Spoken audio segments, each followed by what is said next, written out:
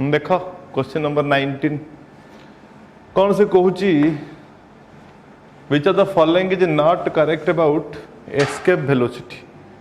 तो escape velocity होची कौन ना it is the minimum amount of velocity which is if it is given to any satellite or any rocket, then it will move away from the earth's gravitational force or earth's gravitational effect। ता माने जदि गोटे body को तमे 11.2 kilometre पर second एतिकी velocity provide कर देलो हैला 11.2 किलोमीटर पर सेकेंड वेलोसिटी जदि प्रोवाइड कलो ताहले सी बॉडी अर्थ रो ग्रेविटेशनल इफेक्ट को ओवरकम करी आउटर स्पेस को पळेबो से वेलोसिटी को आम कहती कौन एस्केप वेलोसिटी बुझेला। तो एस्केप वेलोसिटी रो फॉर्मूला कौन एस्केप वेलोसिटी होची v इक्वल टू √ओवर of 2gm mass of the earth by r। ये होची एस्केप वेलोसिटी रो फॉर्मूला मन रखियो यार डेरिवेशन तुमको दरकार नहीं। तो कौन हम ये g टा है ग्रेविटेशनल कांस्टेंट जार वैल्यू हूँ 6.67 इंटू 10⁻11 ठीक अच्छे। आउ m टा हूँ तुम कौन मास ऑफ द अर्थ आउ r टा हूँ तुम रेडियस और डिस्टेंस तुम कहीपर। तो तुम ये देख ये फॉर्मूला को बेस कर क्वेश्चन अच्छी प्रथम कहला कौन escape velocity of a body depend से कही not correct escape velocity of a body depends on its mass body रो मास ऊपर डिपेंड करे नहीं it depends on the mass of the planet. तो ये तुम भूल हो गला escape velocity of a body is greater than its orbital velocity ता माने कौन एस्केप वेलोसिटी वैल्यू मु एबे कहली केते 11.2 किलोमीटर पर सेकेंड ऑर्बिट वेलोसिटी वैल्यू होची 7.9 किलोमीटर पर सेकेंड बुझला नहीं। ताहले यही जो स्टेटमेंट तुम ठीक अच्छी escape velocity of a body is greater than its orbit velocity escape velocity of a body is different on different planets ये भी ठीक अच्छी। अब escape velocity of a body depends on the mass of the planet mass of the अर्थ ऊपर depend कर तुम कौन escape velocity. तो ये सब तो करेक्ट ये गोटे ही तुम भूल था 19 नंबर आंसर हम ए बुझेगा। नेक्स्ट क्वेश्चन देख question number 20 the process of a nucleus coming down to a lower energy by emitting a photon बुझु था जत्ते बेले गोटे रेडियो एक्टिव न्यूक्लियस डिसइंटीग्रेट करिवो रेडियो एक्टिव न्यूक्लियस माने मन को तुम नहीं गलो यूरानियम 235 जत्ते बेले गोटे रेडियो एक्टिव न्यूक्लियस डिसइंटीग्रेट कले सेथुरु तमरो 3टी पार्टिकल बाहरती गोटे अल्फा पार्टिकल आउटे बीटा पार्टिकल आउटे हूँ तुम गामा पार्टिकल।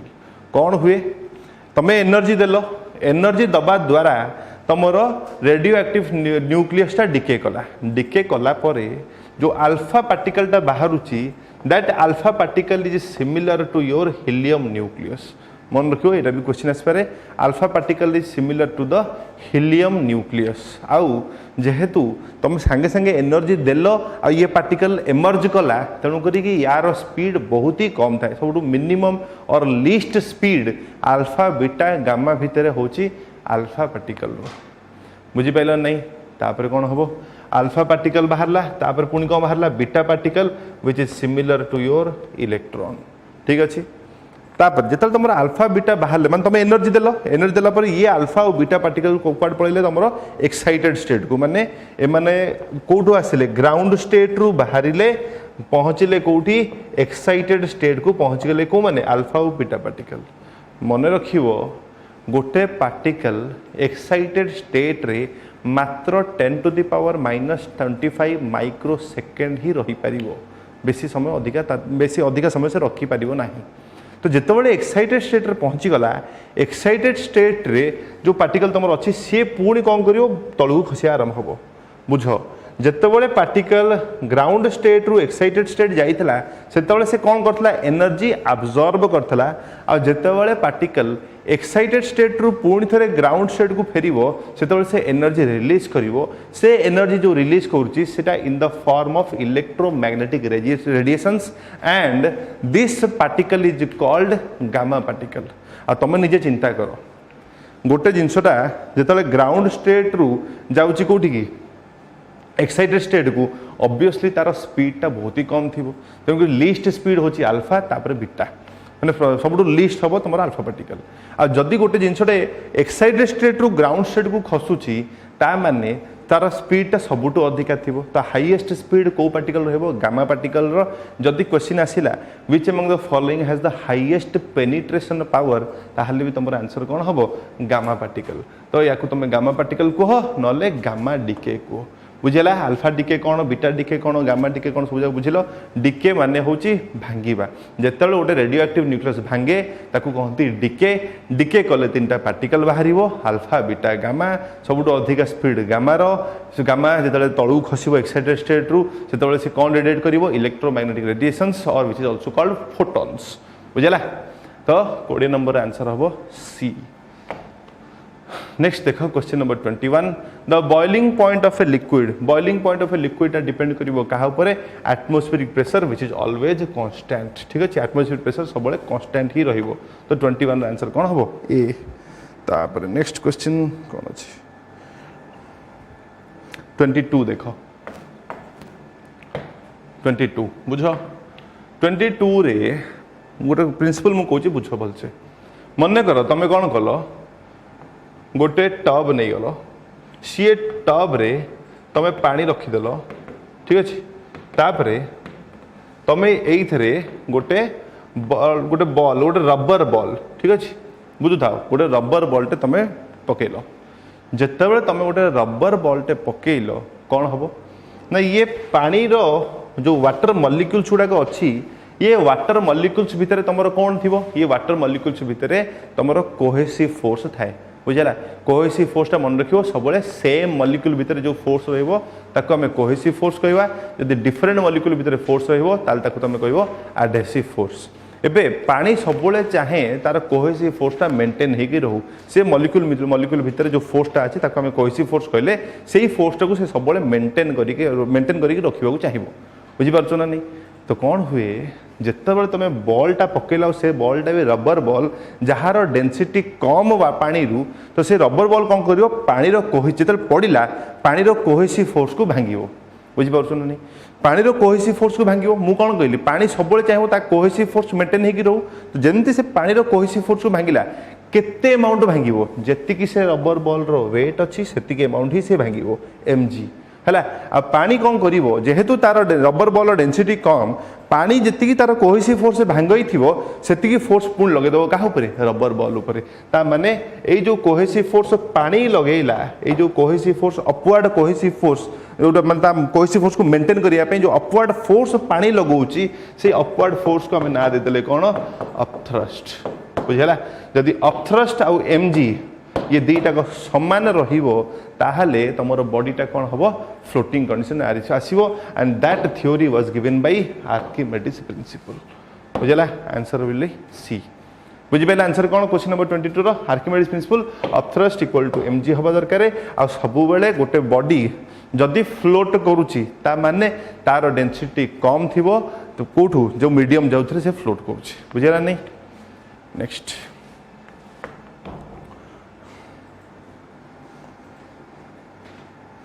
नेक्स्ट क्वेश्चन देखो क्वेश्चन नंबर 24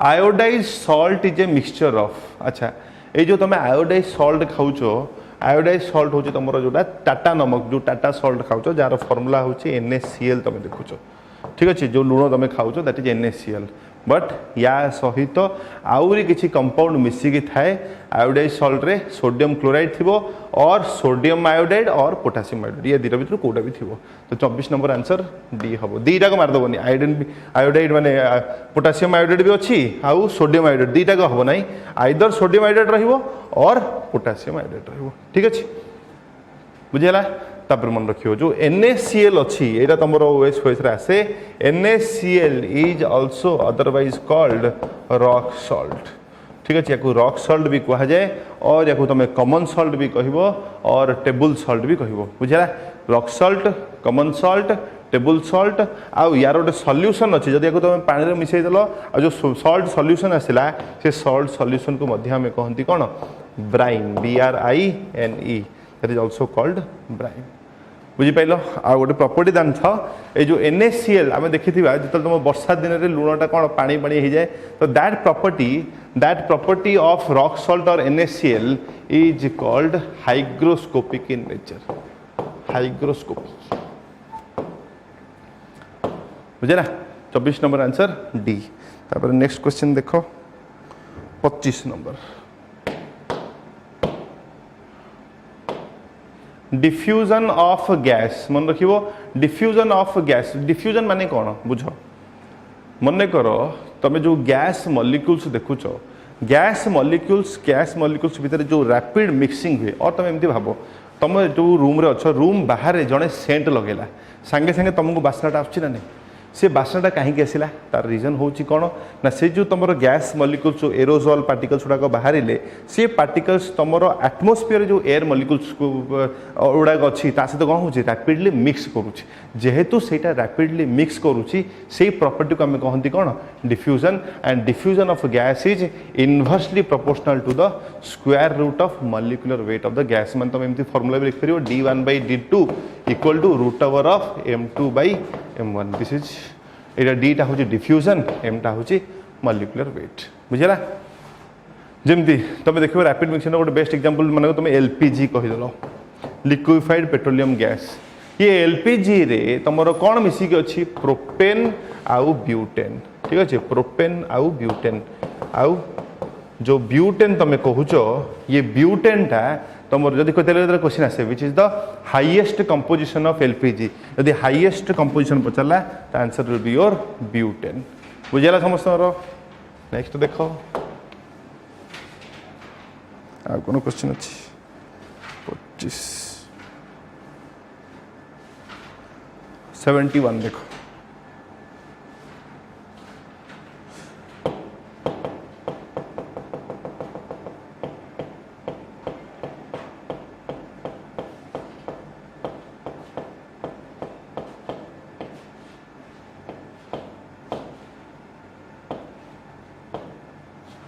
देखो 71 देखो advance sunrise and delayed sunset found in the sky बुझला एडवांस सनलाइट और डिलेड सनसेट इटा कौन पे हुए तुम एडवांस इटा हूँ तुम रिफ्रैक्शन ऑफ लाइट बुझला नहीं this is the example of refraction माने कौन देखो बुझ दीटा सब जगह मुझे कहीदे डिफ्रैक्शन माने कौन डिफ्रैक्शन माने हूँ बेंडिंग ऑफ लाइट देखो डिफ्रैक्शन माने बेंडिंग ऑफ लाइट रिफ्रैक्शन माने मध्य तुमरो bending of light but diffraction रे लाइट कहीं बेंड करिवो because of change because of the obstacle माने सपोज तुम एमती कहलो ना माने सपोज तुम मन लाइट नहीं गलो लाइट पास करूची दुआर कोण रे ठीक है तो जदि दुआर कोण लाइट पास करिवो से कौन हम टिके बेंड जेहेतु गोटे ऑब्स्टेकल तुम क्रिएट कलो जेतिकी अमाउंट ऑफ लाइट आगुरु पास करथला सेतिकी अमाउंट ऑफ लाइट पास करिवो नहीं बुझिपार नहीं तो से जो बेंडिंग जो तुम लाइटा बेंड कला ड्यू टू ऑब्स्टेकल ताको आमे कहले कौन डिफ्रैक्शन रिफ्रैक्शन रे कौन हम रिफ्रैक्शन रे तुम लाइटा बेंड करिवो but due to change in the medium जदि मीडियम रे किछि चेंज होची जदि लाइट मीडियम चेंज होबा जोगु लाइट तुम बेंड कला ताल तक आमे कहले रिफ्रैक्शन स्कैटरिंग माने कौन due to presence of dust particles in the medium light तुम कौन हुए बेंड कर जाए ठीक है तो जदि तुम बेंड हो light due to single medium और due to the dust particles तुम कह स्कैटरिंग ऑफ लाइट जब तुम कह ब्लू कलर ऑफ तुम स्काई तार एग्जांपल कौन blue colour of sky is due to scattering of light बुझा नहीं जो तुम देखो जो सनराइज बेले कि सनसेट बेले तुम कौन हुए आकाशटा नाली कलर देखा जाए तार भी रीजन हूँ because of scattering of light बुझा नहीं तापर टोटल इंटरनल रिफ्लेक्शन जब तुम देखो मरीचिका जो कौच मिरेज हो ऑप्टिकल फाइबर्स हो से गुड़ाक एग्जांपल हूँ कौन टोटल इंटरनल रिफ्लेक्शन जो तार दीटा कंडीशन मन रखियो टोटल इंटरनल रिफ्लेक्शन प्रथम कंडीशन हूँ लाइट सब डेंसर मीडियम रु रेयर मीडियम को जीवो आउ लाइट जो सेम मीडियम रे पास करिवो तार critical angle should be greater जो तुम जो एंगल इंसिडेंट एंगल था थिवो that incident angle must be greater than critical angle मन रखियो नंबर 1 होची कोन लाइट सब डेंसर रु रेयर मीडियम को जीवो number 2 incident angle must be greater than 90 degree 90 degree टा होची क्रिटिकल एंगल ये दीटा कंडीशन सैटिस्फाई हेले ही तुमरो कोन हबो टोटल इंटरनल रिफ्लेक्शन हबो और total internal reflection of phenomena example cone mirage हो ऑप्टिकल फाइबर्स हो ठीक अच्छे और तुम कह कौन जो जो रास्ता रे गरम दिन रे तुम देख गरम दिन आगर तुम बाइक चलाऊच आगे तुमको पानी पानी देखा जाए ठीक है तो that is also because of total internal reflection बुझा नहीं नेक्स्ट और तुम एमती कहीपर स्पार्कलिंग ऑफ डायमंड डायमंड जो स्पार्कल करुच्ची that is also example of total internal reflection बुझेगा नेक्स्ट क्वेश्चन देखो 74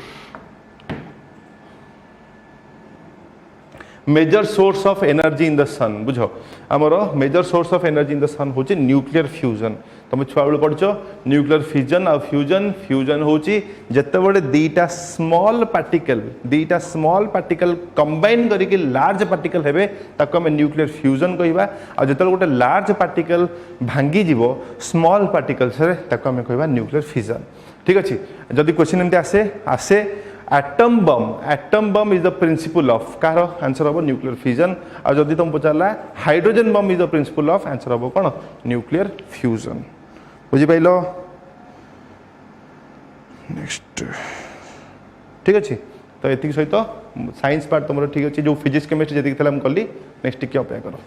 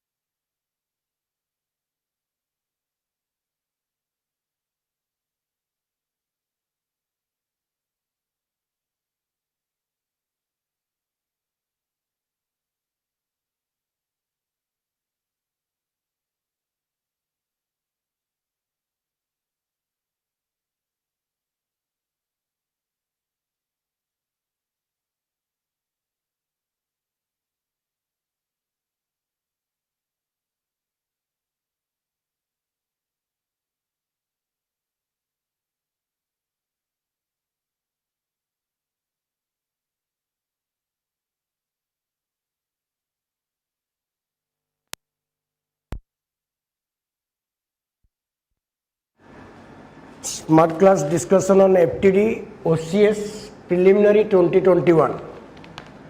Hope all of you are doing well in your preparation. Okay, I'm concerned with polity part. We shall start. Question number 26. A minister in a state is individually responsible to, that is governor. It is provided under Article 164. Article 164 states that a minister shall be held individually responsible to governor. It means that governor can remove him individually. either only on the advice of the chief minister. So it is literally to the governor, but in fact the decision is taken by the chief ministers. As you know, in a parliamentary system that prevails also in the state level, the real executive power is vested in the chief minister, but it is the governor who is the nominal head. So in his name the minister is removed. Hence a minister is individually responsible to the governor and council of ministers collectively responsible to the state legislative assembly. Is that clear? So that is article under 164. 27. The legislative council or Vidhan Sabha Parishad in a state can be established or destroyed by state legislative assembly alone? No. Parliament in consultation with the state legislative concerned. So that will be the best answer. Under article 169, the provision for creation and abolition of legislative council is provided. And the initiative is taken by the state legislative assembly. It passes a resolution in special majority to that effect, to the effect of abolition and creation of state legislative assembly. After the resolution is approved by the state legislative assembly, it is approved by the, it has to be consented by the parliament. So that is therefore the parliament is the ultimate authority to provide for that. But remember, it depends upon the consent of the state or the on the will of the state assembly or state government, whether to establish or to create or to abolish a state legislative council or not, even after approval of the parliament. So there has been many provisions. For example, 7th Amendment Act 1956 provides for a legislative council in the state of Madhya Pradesh, but it has yet to be notified. So what I mean to say, although parliament decides, or the ultimate authority in deciding to have a legislative council or not, it is in fact depends upon the will of the state assembly. But in answer should be like that. Parliament in consultation with the state legislature concerned. Kindly remember the article, that 169. Okay?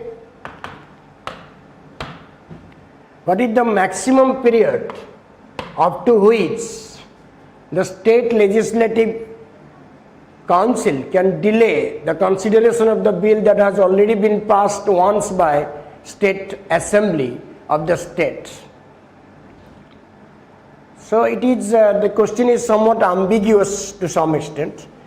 The bill after passed by the state legislative assembly and went to the state council, and if the state council does not pass it within 3 months, then the bill will again be passed by the state legislative assembly and go to the council, and in this case, in this scenario, the state legislative council will retain the bill for, that is your 1 month. So that will be answer is B. Probably answer is B. 28 answer will be B. But remember, at the first instance, the state legislative council can retain the bill for a maximum period of 3 months. Altogether, it can retain an ordinary bill, only an ordinary bill, for a maximum period of 4 months. Okay? So in this case, the answer will be 1 month. The answer will be 1 month. Yes. Good morning, Sangram. Yes, the answer will be B, 28. Jagan, yes, you are right. It will be answer B, okay? Because it is not mentioned whether at the first instance or second instance. As the options are not there, so we will be put it under, that is B. Next, local self-government can be best explained as an exercise in, obviously, democratic decentralization. B. Local self-government is a constitutional step to decentralize power from the top to bottom. That is called devolution of power. Hence, it is called democratic decentralization or grassroots level democracy. As you know, after the institutionalization of local self-government, the democracy in India has metamorphosed into participatory democracy because of the decentralization. Decentralization from the center or from the state legislature, state government to the local government in order to enable them to function as an autonomous unit of the government. So they are grassroots level independent institutions as a result of democratic decentralization. Okay, so that is the answer. Local self-government can be best explained as an exercise in democratic decentralizations. Okay, now question number 30. Consider the following statements. The minimum age prescribed for any person to be a member of Panchayat is 25. No, it is 21 years. As per the 73rd Amendment Act 1992 and 74th Amendment Act 1992, it is provided that no person can be disqualified as a member of the local bodies, both in rural and urban areas, if he is 21 or above. So that is called the age structure. So the least or the smallest age structure for political representatives in India is 21. So 21 for local bodies, 25 for legislative bodies like Vidhan Sabha, Rajya Lok Sabha, and 30 for Rajya Sabha and Vidhan Parishad, and 35 for governors, president and vice president. So there are about 4 political age structure under the Constitution of India. So it will be 21, not 25, so hence the option is incorrect. The Panchayat reconstituted after premature dissolution continues only for the remainder period. Exactly. That is remaining period. If suppose the term of a Panchayat is 2019 to 2024, and if the Panchayat is dissolved in between, for example 2023 or 2022, you can say, what is the remaining period? That is 2 years. So when election will be held, because it is more than 6 years, 6 months, the election commission, the state election commission will conduct election to the Panchayat which is left dissolved in the middle. So the elected Panchayat will remain only for 2 years. That is the remainder period. Okay. So in case of premature dissolution means dissolution before the completion of the term. That is called the premature dissolution, and in that case the Panchayat will continue for the remainder period. But consider the premature dissolution of state legislative assembly. What happens when the legislative assembly dissolved before the completion of the term? Election will be held and the newly elected Vidhan Sabha will continue for 5 years, not for the remainder periods. But in case of Panchayat, that is different. The newly elected Panchayat will continue for the remaining period of the term. Next. So answer will be 2 only. B. Answer will be 2 only. Okay. Next. What is the quorum of Grama Sabha? Okay. Quorum means minimum number of members to be present in order to carry on the proceedings of the Grama Sabha. As you know, under Article 243A, Grama Sabha is a legislative body or a grassroots level at the grassroots level. It is the reflection of direct democracy in India, because all the registered voters of the village are ex officio members of the Grama Sabha. And the Panchayat secretary, in consultation with the Sarpanch, convenes the proceedings or the meetings of Grama Sabha. And the quorum that differs from state to state as it is decided by the state legislature. As in case of Odisha, the proceedings is about 110 strength, I think so. That is A. Is the answer given like that? Answer A. Okay? Answer A, yes. Yes, Jagan, you are right.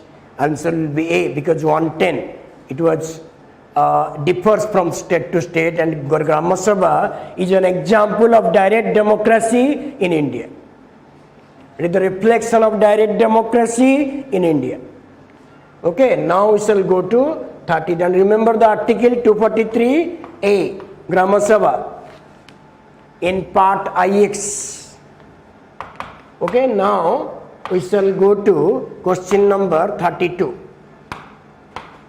Which is the following article has recently been news in relation to Jammu and Kashmir? 35A. 35A content or was, first of all, it was declared by a presidential order in 1954 and came into existence in 1959. This article was first of all unconstitutional because it was added by a mere presidential order. Because amending the constitution is the responsibility of the parliament, not the president alone. But it was added by a presidential order. And this article empowered the state legislature of Jammu and Kashmir to determine their permanent residents, who could be given special power, special privileges in comparison to other persons from other states. So Jammu Kashmir was a differently modeled state and enjoying special privileges and special mention. But now in 2019, this article has been abolished by a further presidential order. Okay, and this 35 article A, 35A is no more in practice. Hence it was in news because it has been repealed by presidential order Jammu and Kashmir order 2019. Hence it is in news. Okay, there is no such article like that 32A. So that is C, article C, point C. Got it? 35A. It was abolished in 2019 and added in 1954. Came into effect 1959. It was unconstitutional because it was not added by a constitutional amendment act under article 368. During the British rule, yes, Bhupati Mant, yes, during the British rule, the union territories were known as scheduled districts.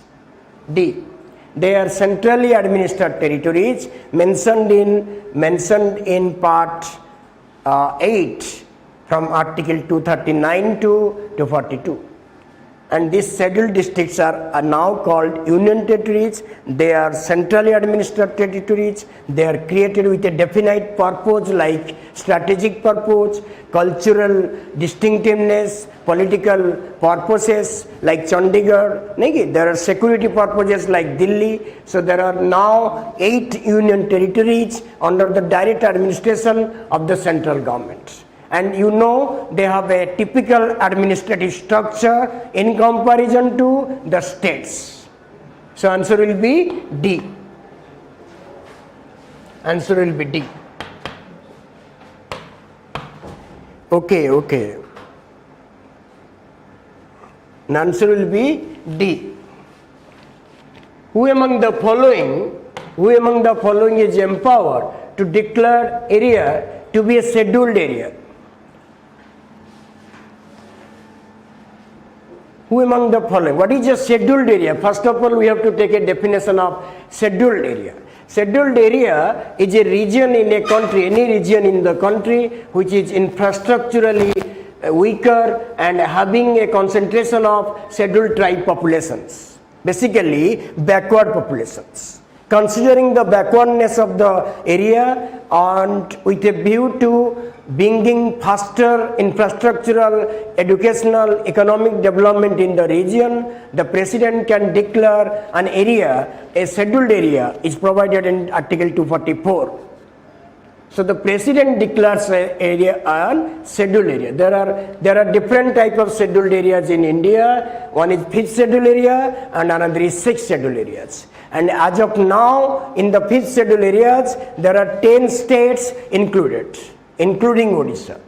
Out of 30 districts, 13 districts in Odisha are partially and fully scheduled areas. Okay, remember that scheduled areas are a creation of the central government declared by the president for faster infrastructural, economic and development in the regions. Okay, that is called answer A.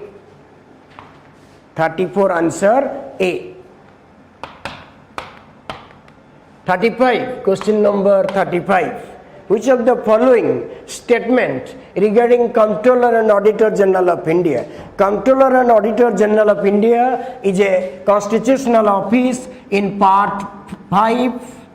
In part 5, article 148 to 151 mentions about this office. Remember, the Comptroller Auditor General of India originated in 1921 under Government of India Act 1919. He is the highest auditing authority in the country. But unlike the British counterpart, it does not have the power to sanction or approve the expenditure of the central government. Hence, it is not really the comptroller, only the auditor, but the name is mentioned, Comptroller and Auditor General. Let us examine the options given in the questions. CAG controls all disbursements and audits the accounts of the both union and state government. Yes, it is the primary objective, primary function of the office.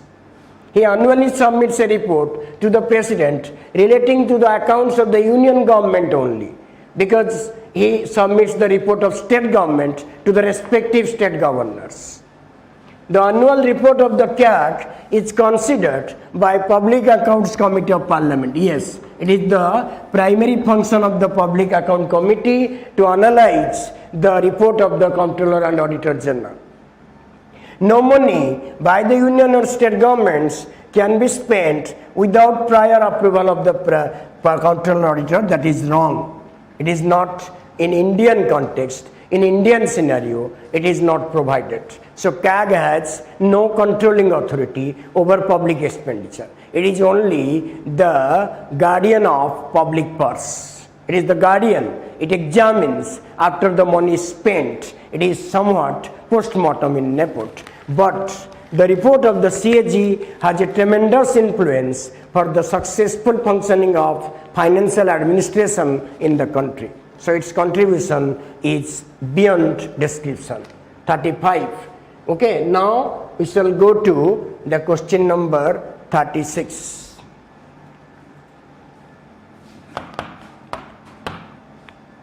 The National Commission for Women was created by, that is an act passed by Parliament. In 1992, the act passed for a National Commission for Women. It is therefore a statutory body. It is not a constitutional body because it is enacted by the Parliament under National Women Commission Act 1992. And it came into existence in the same year also. So it is not a constitutional body. It is yet to be a constitutional body. It is the apex body in the matter of women-related policies. It advises the government with regards to women-related policies. It suggests safeguards, or it examines the safeguards and constitutional statutory safeguards related to women. It may suggest or recommend various new policies and new programs for the upliftment of women in the country. It is the apex body, but remember, it is not a mandatory body, rather an advisory body. Okay, which of the following amendment to the Constitution increased the strength of the elected members from Lok Sabha from 525 to 545? That was in the year 1973 by 31st Amendment Act. Okay, and your 34th Amendment Act is related to the scheduled or the 9 schedules, and 38 related to emergency and supersedes the ordinance making power of the governor and president. And 42nd, as you know, is one of the most popular amendments in the Indian Constitution. It is called Mini Constitution of India for its brought salutary changes in the Constitution. Okay, lots of changes were made by 42nd Amendment Act. So our answer will be D. Okay, that is the most important things. Now, the duration of proclamation of emergency. The duration of proclamation at the first instance 1 month, at the first instance 2 months. Duration of the proclamation emergency before the approval of the parliament, it's 2 months. But after the approval of the parliament, it is 6 months. I don't get the question what is exactly meant. But if the question is read with the first initiative taken for financial emergency, it will survive for 2 months without parliamentary approval. And after it is approved by parliament, it will survive for indefinite period, or there is no periodical approval required for the continuance of your financial emergency. So I think answer will be B. The strength of Odisha Legislative Assembly increased to 147. It was earlier 140 at the first general elections. Before election, it was 60. In the pre-independent assembly, Odisha had 60 seats. After independence, it came to 140 after the merger, and it increased to 147 in 6th general assembly election, in the 6th assembly election in 1974. Okay, and it is now 147. That is 147 seats, all are directly elected. There is no nominated membership in Odisha Legislative Assembly. Okay, B. Got it, all of you? Now we shall proceed to the next question if you have anything there. First, fiscal deficit. Okay, so this is the end of your questions. Okay, I hope I have gone through the question well and explained it for your conviction, and stay tuned to our YouTube classes. We will be bringing more and more things for you and to help you, to guide you, and to ensure success to all of you. Thank you very much for watching.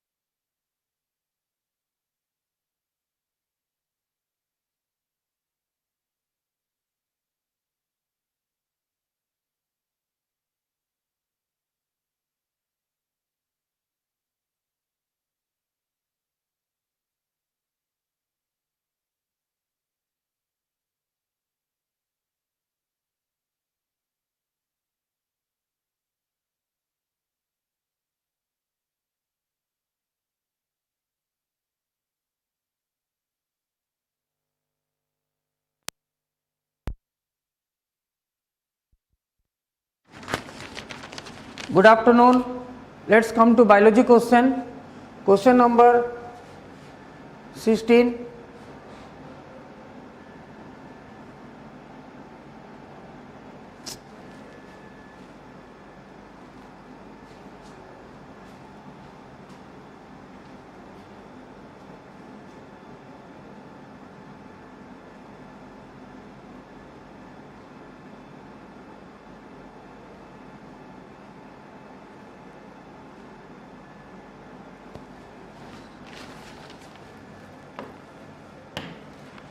Now come to question number 16. Ascaris lumbricoides is a common roundworm seen in liver and it is contaminated through soil, that in the soil means eggs are present of that Ascaris lumbricoid, it is a worm, okay, and the disease caused by Ascaris lumbricoid is called ascariasis. What is the name of this disease? Ascariasis. Symptoms is high fever, abdominal pain, then mucus in the blood, okay. So these are the some common symptoms of ascariasis caused by Ascarias lumbricoids, and that is present in the liver, right. Now tuberculosis can be prevented through the vaccination with what? BCG, that is Bacillus calmette-guerin, okay, and that MMR, that is measles, mumps, that is vaccine given against measles, mumps and rubella. These are viral disease, okay. Then TAB, that is typhoid parathyroid, the full form is TAB is thyroid parathyroid A B vaccine, and that is given against the typhoid, clear. And ELISA test is a special type of test which is done in the laboratory by taking the blood, and in the blood if antibody formation takes place, that means definitely some pathogen or antigen enter into the body, okay, and that type of test done in the ELISA test. The full form of ELISA is enzyme linked immunosorbent assay, okay, enzyme linked immunosorbent assay, that is the full form of ELISA. And mainly HIV test, in case of HIV test, this ELISA test is taken, means it is a test in which it is detected that any antibody formation takes place in the blood against any foreign antigen, okay. So that is the things. Now next question.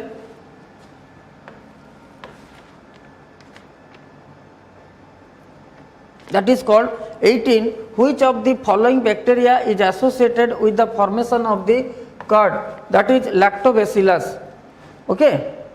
The soluble protein found in the milk, that is called casein, and that bacteria convert that casein protein into paracasein, that is nothing but curd, okay. So that answer is lactobacillus, clear.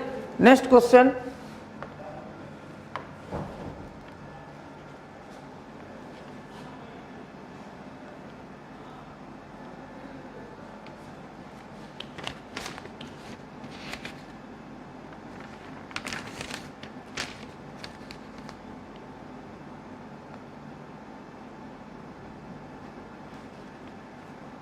(57)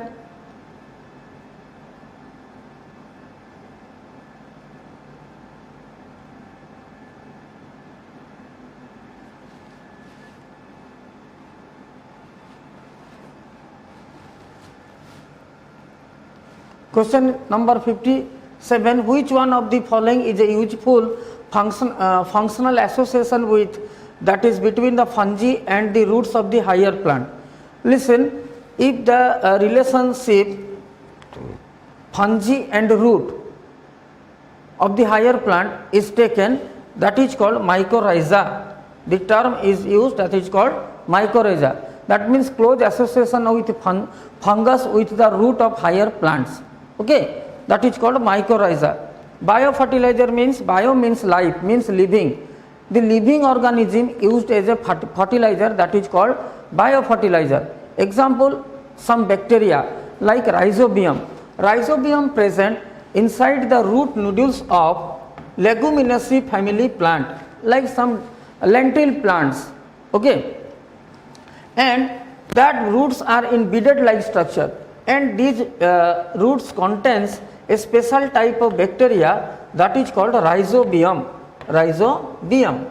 and the main function of rhizobium is fix the atmospheric nitrogen, and ultimately that nitrogen taken by what? Plant.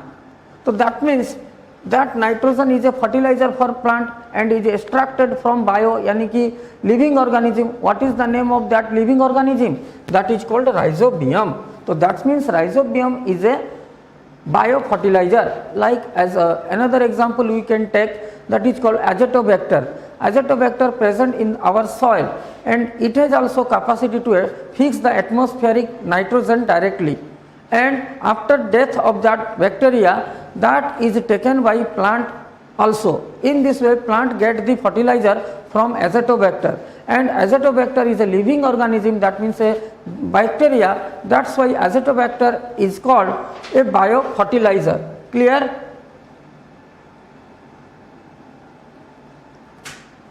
Now next question,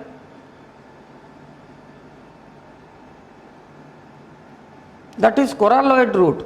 This is the association of root with blue green algae, means cyanobacteria, that is called our coralloid root. Got it? Now lichen. Lichen is a heterotrophic plant and closely associated with algae and fungi. Okay, so that is called, our answer is mycorrhiza. So these are some biology questions that I explained. Hope you understood very well. Okay, thank you.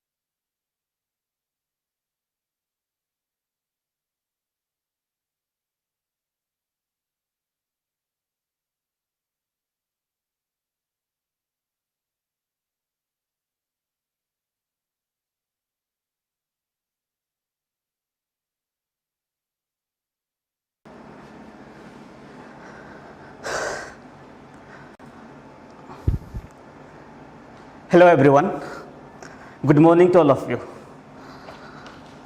So today we will be discussing your free test discussion, and I will be taking your economic section. First of all, I will go to the question number 46.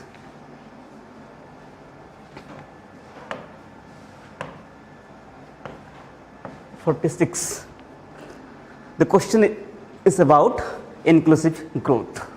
The question is about inclusive growth. So before giving the answer to this question, first I will discuss the concept.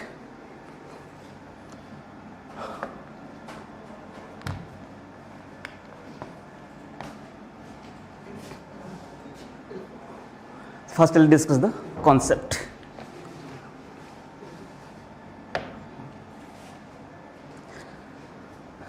That is about growth and development. Growth and development. So what is growth and what is development? Say for example, if today you are earning 10,000 rupees per month, I repeat, you are working in a company and your monthly salary is, say for example, 10,000. But after 5 months, your salary has been increased, and now it is your increased salary is 25,000. This is your growth. This is your growth. However, development is different things. Development is different things. So what is development?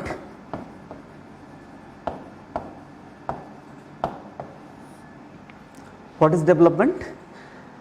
Development means it has to include 4 principles. 4 principles. 1 is your growth.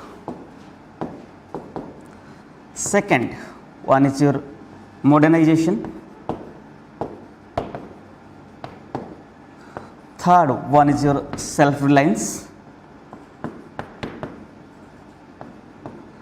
And fourth one is your equity. Right? So I repeat, development has 4 elements. One is growth, second is modernization, third is self-reliance, and fourth is equity. So I will discuss one by one. So we know what is growth, that is increased value, that is I talked earlier. Now modernization. What is modernization?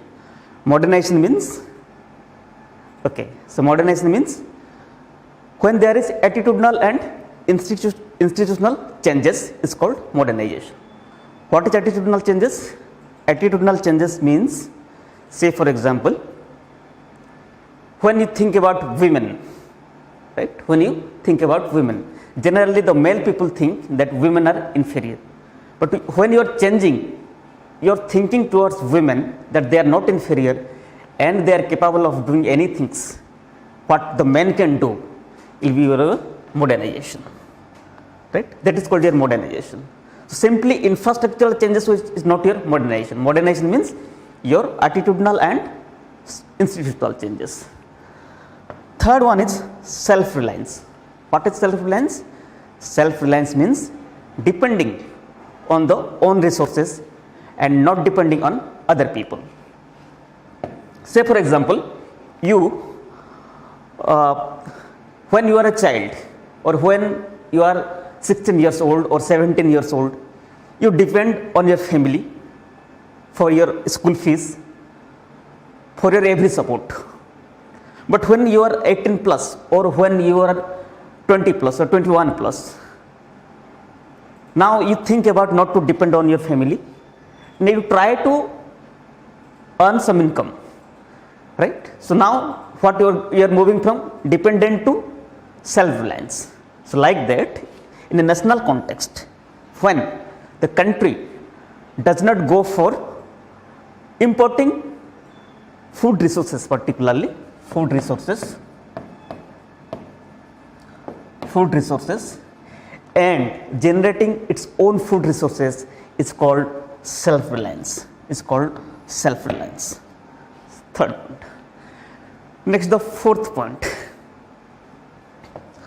Fourth point is about equity. Fourth point is about equity. So, what is equity?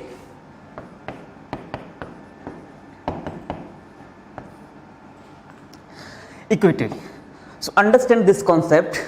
I will take you through the examples first, then I will tell the definition. Say for example, you have two brothers and sisters, one is you, another is your sister. What happened one day? Your mother prepared some cakes for both of you. Your mother prepared some cakes for both of you, that is you and your sister. So, your mother prepared around 12 cakes. Your mother prepared around 12 cakes, right? But what happened on that day? On that day, you had to attend the classes. You had to attend the classes. So, you went for classes, right? You went for classes. And your sister was at home. She was at home. So, she ate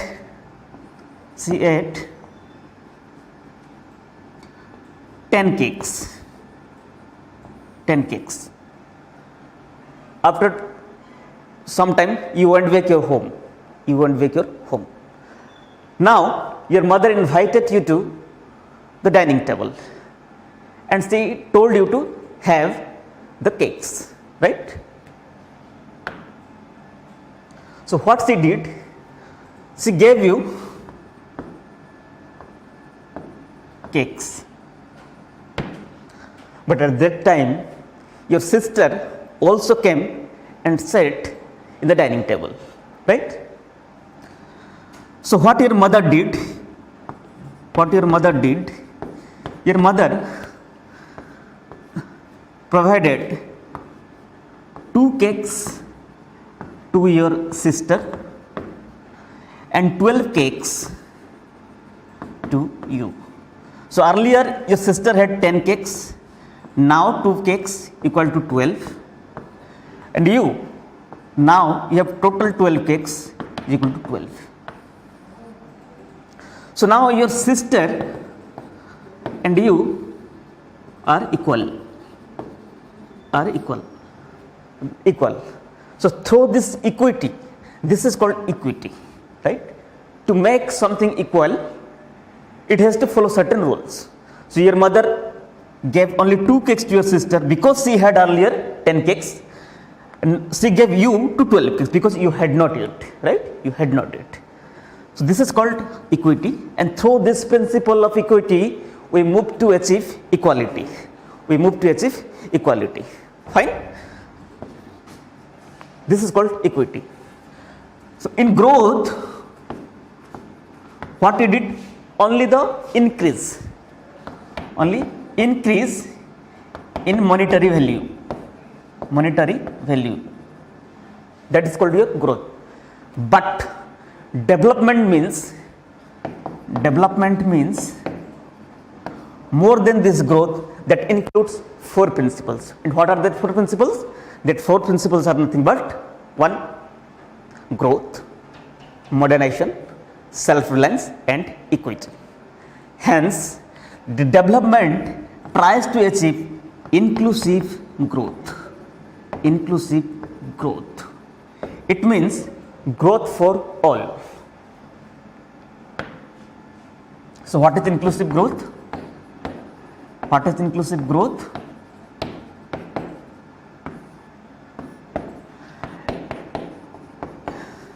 Inclusive growth means growth for all. It means, I'll repeat. when there is only growth, say for example a country's total income is 1 lakh, say for example total income is 1 lakh, but this 1 lakh is maybe moving to or going for only rich people,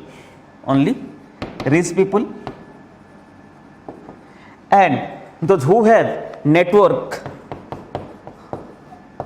with these rich people. So this was the idea of growth, but the inclusive growth means this growth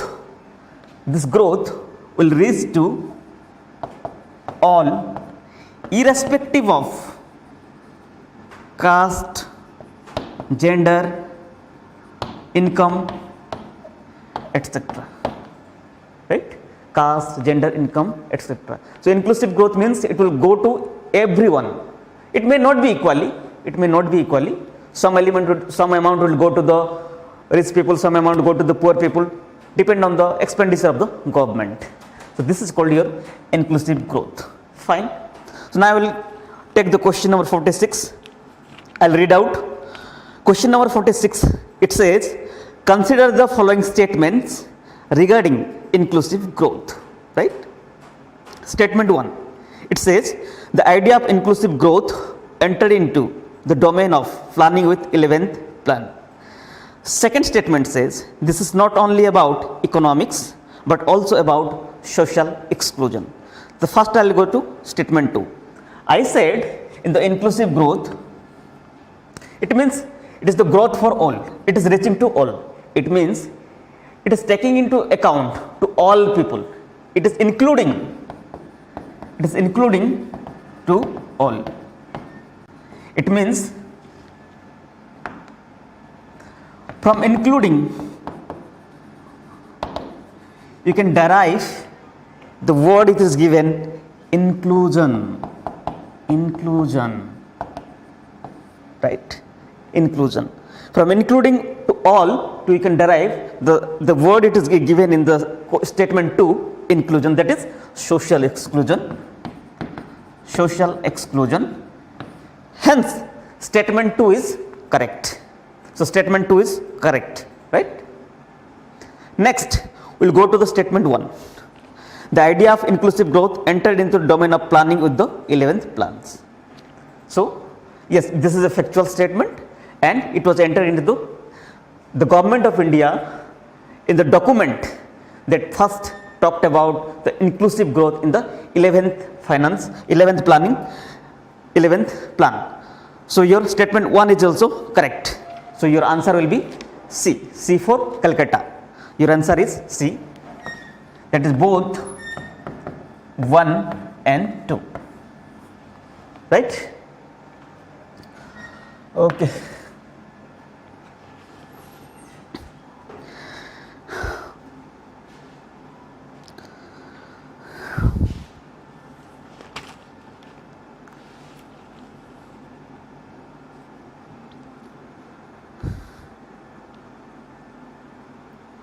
Then I will move to your question number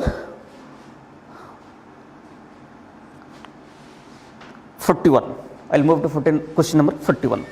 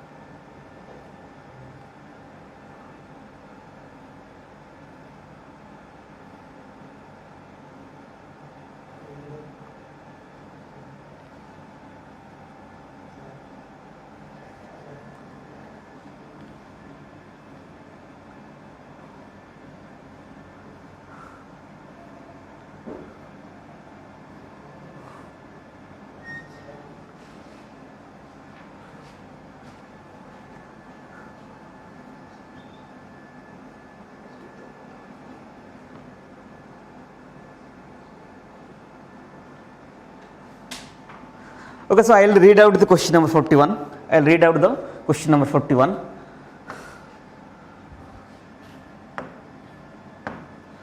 Question number 41.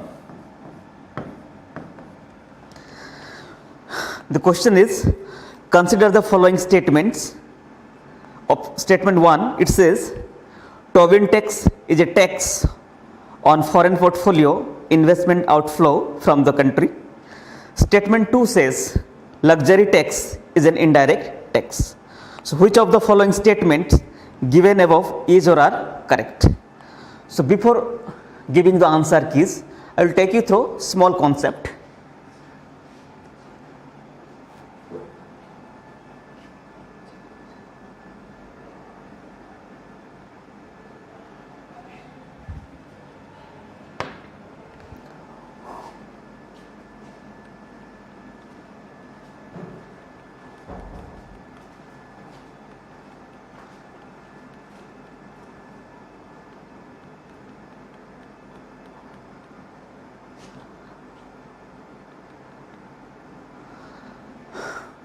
So before giving the answer keys, I will take you through the small concept.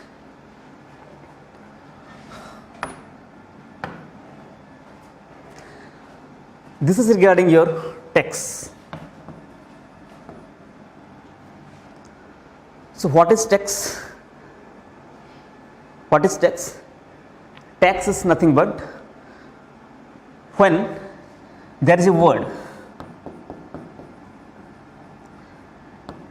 and after this word, if there is a word like tax is used, is called tax. Tax. And what is non-tax? What is non-tax? When there is a word, but here there is no use of word tax. This is not used. This is called non-tax. Example, this is income tax. The example of tax is income tax. So when the word income is here and after this word income there is a word tax. So this is called your tax. But say for example surcharges. Surcharges. Surcharges, this is the word. After this word there is no use of the word tax. So this is non-tax. This is non-tax, right?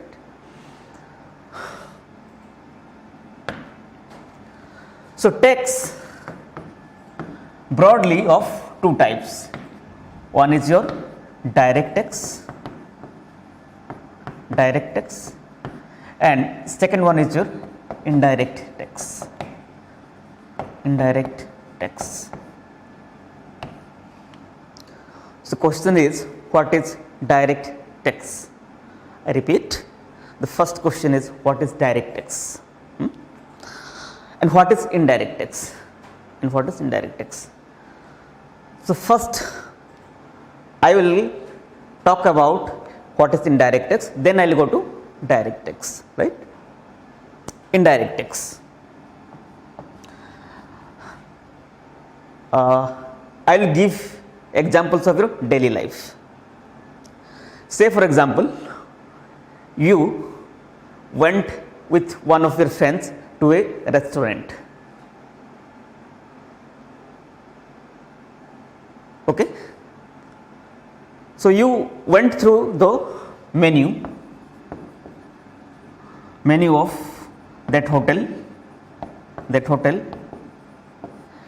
and you decided to have something, right?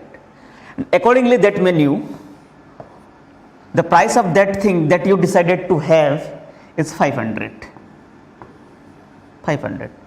So you and your friend have that things, right? But after having your favorite things, you got a receipt.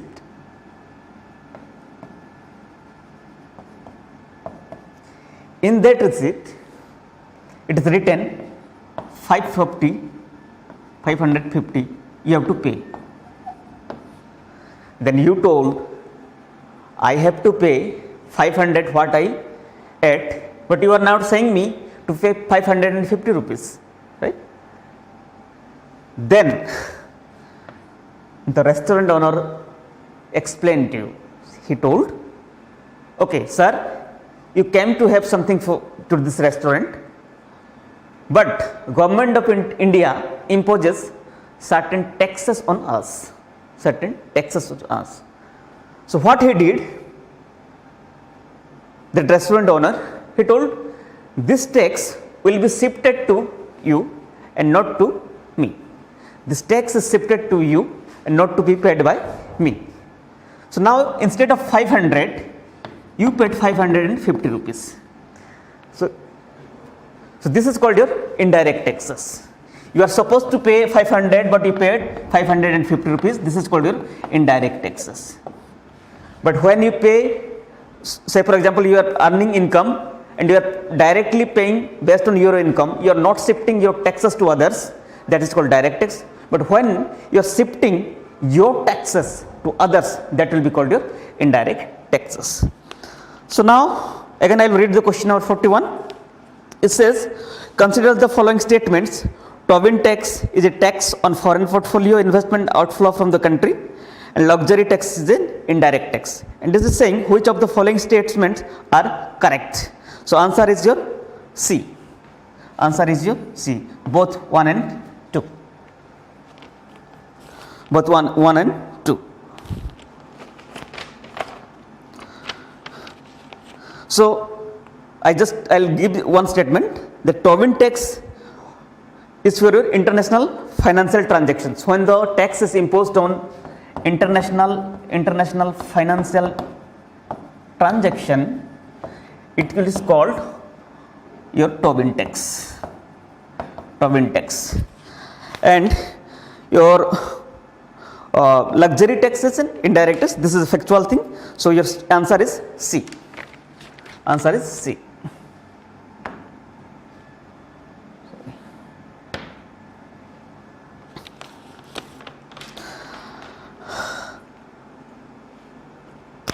Now I will go to question number 43.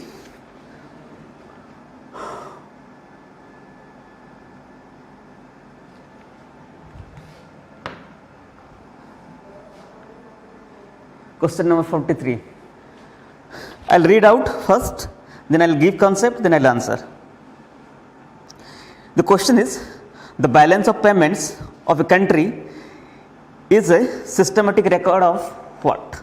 It says, I repeat again, the balance of payment of a country is a systematic record of what? There are 4 options. Option A says, all import and export transactions of a country during a given period of time, normally a year. Option B says, goods exported from a country during a year. Economic transaction between the government of one country to another. Option D says, capital movements from one country to another. So I will just give you one concept here about balance of payment.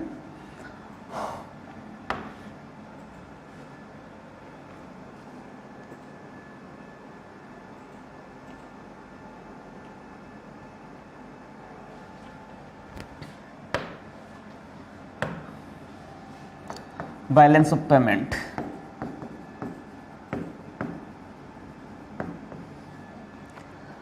What happens when, say for example, first I will give the example of our country. When we need money, we generally go to the bank, right? We generally go to the bank. So that is a transaction between me and the bank, that is within the country. But like the government, when the government of India's transaction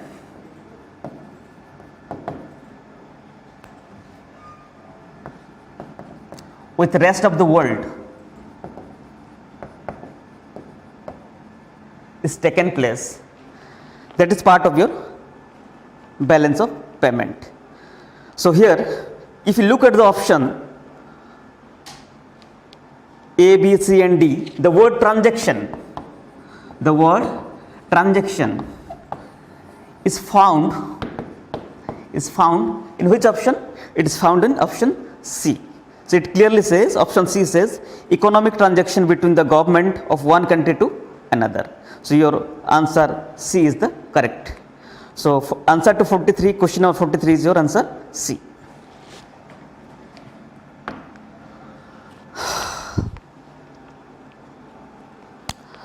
Okay, then I'll go to question number 44.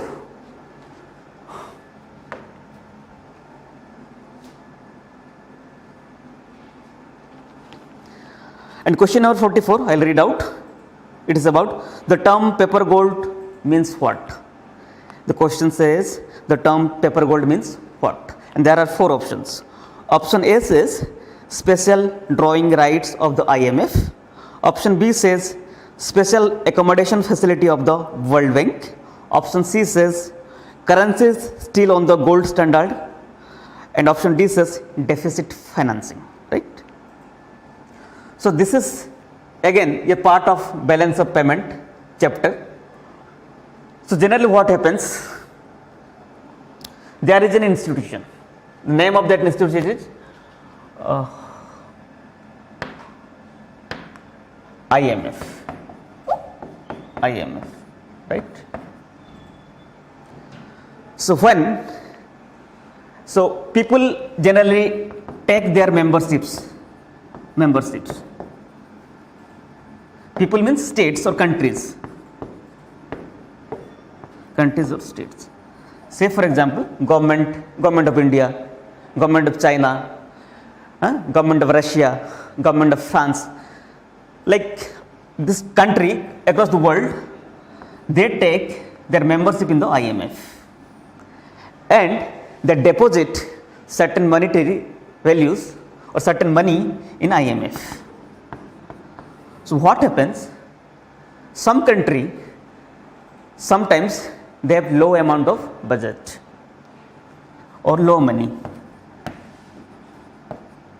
low amount of budget or low money to finance their welfare expenditure,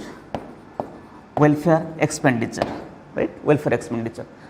So when the government of a country or any country having low money with them to finance their welfare expenditure, so generally what they do, they approach to the IMF.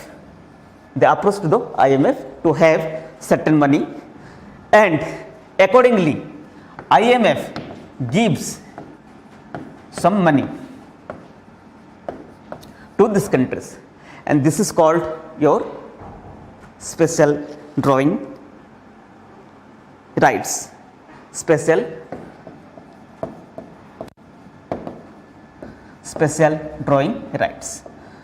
So the special drawings is like golden opportunity. It's like golden opportunity to a country. Those who are not having money can approach to the IMF, those members country only approach to the IMF and can get money, and that money, that situation is called golden opportunity. And from this word, the word golden, this special drawing rights is known as paper gold, right? Hence your answer to your question number 44 is A. The term paper gold means what? The term paper gold means special drawing rights of the IMF. I hope it is understood to all of you.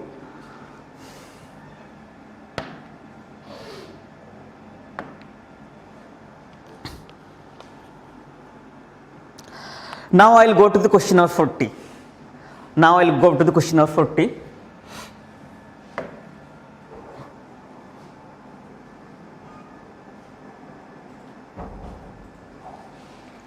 The question number 40 is about fiscal deficit. And it is asking fiscal deficit implies, or it means, in other words, you can say what is fiscal deficit. And there are 4 options to it. Option A, total expenditure minus revenue received plus recovery of loan plus receipts from disinvestment. Option B says total expenditure minus total receipt. Option C says total expenditure minus revenue receipt plus receipt from disinvestment, and option D says total expenditure minus disinvestment receipt, right? So before giving the answer key, I'll first talk about the little small concept. This is about your word deficit. Deficit, right? So what is deficit? I'll take you through the example.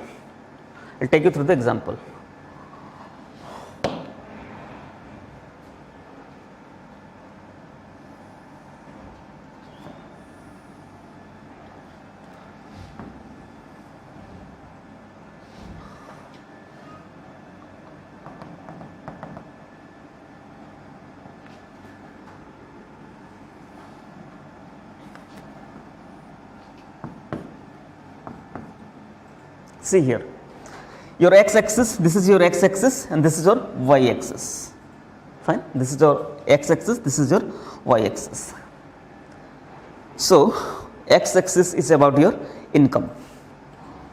This is your income, and y-axis is about your expenditure.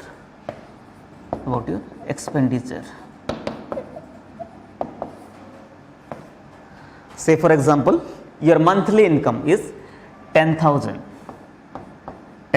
per month, 10,000 per month, but your expenditure is 15,000 per month, 15,000 per month. So now you are lagging, or you are not having extra 5,000 rupees, but you need this 5,000. So what you do? You will approach someone, or you can approach the bank for loan. For what? This extra 5,000. This extra 5,000 that you took loan is your deficit. It is called deficit. When your income is less but expenditure is more, and to match your expenditure, you took credit from someone or bank, and that idea is known as deficit, right? So from this concept, we'll move to the understanding of the concept of fiscal deficit. So if you go to the question number 40, it says what is fiscal deficit?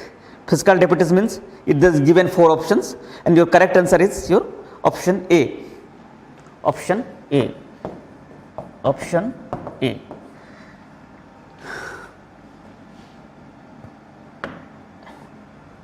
So fiscal deficit means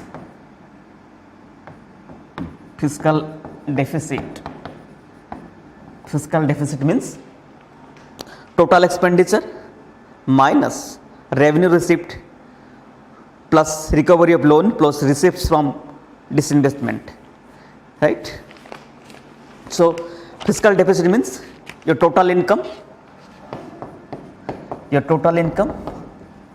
minus your total expenditure, and for this you can write that this fiscal deficit means total expenditure minus revenue receipt plus recovery of loan plus receipts from disinvestment. So your correct answer to question number 40 is answer A.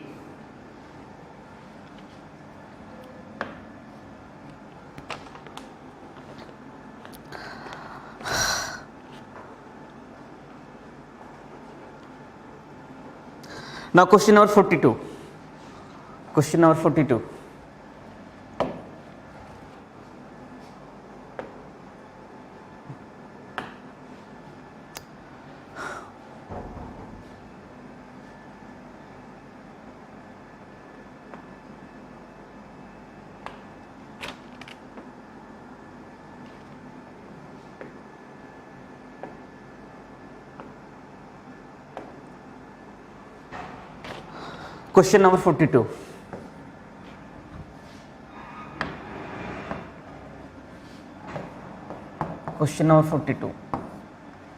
It is a factual question. There is no need of any explanation of the concept. It says who deals with income and expenditure of public authorities, and there are 4 options. public finance, private finance, local government, and none of these. So your answer to question number 42 is public finance,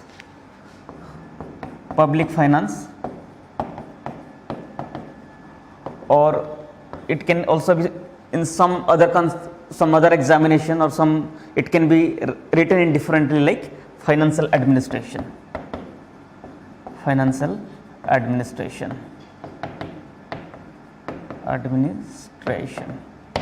So if the question is asking who deals with the income and expenditure of public authorities, you can say either the public finance or financial administration will be your correct answer.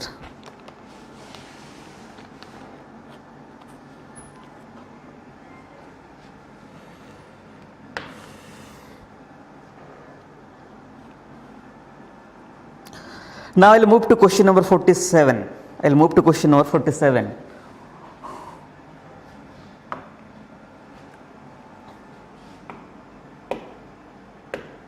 Question number 47. It is regarding your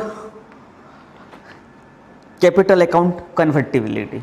The question says the capital account convertibility of the Indian rupees implies to what? Option A, the Indian rupee can be exchanged by the authorized dealers for travel. Option B says that the Indian rupee can be exchanged for any major currency for the purpose of trade in goods and services. Option C says that the Indian rupee can be exchanged for any major currency for the purpose of trading financial assets. And option D says none of the above. So before giving the answer, I will just talk about what is convertibility.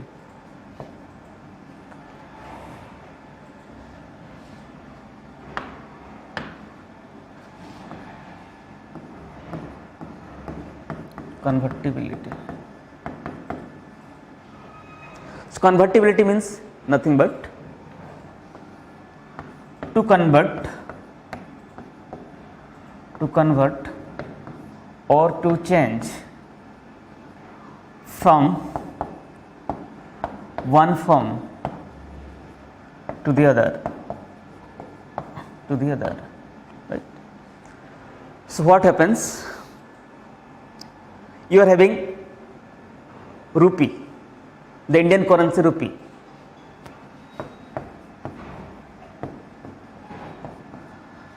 But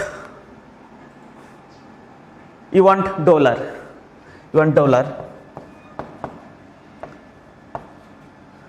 So you can get the dollar only when you convert this rupee into dollar form. This is called your convertibility. Right. So from this we'll go to the understanding of what is capital account convertibility. And if you look at the option C is the right answer. So the capital account convertibility of the Indian rupee implies that the Indian rupee can be exchanged for any major currency for the purpose of trading financial assets. Okay.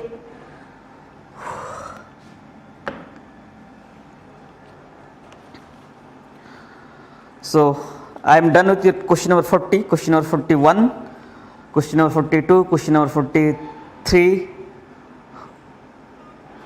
question number 44, question number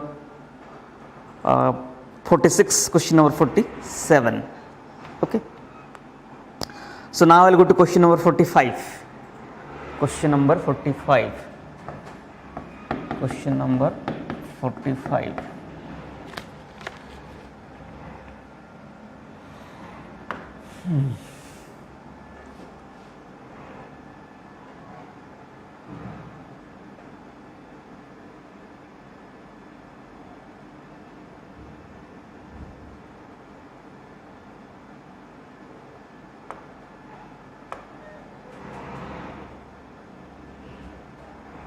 Okay, question number 45.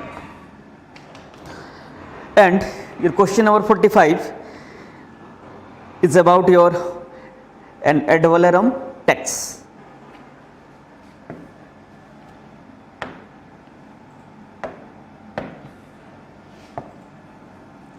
Ad valorem tax.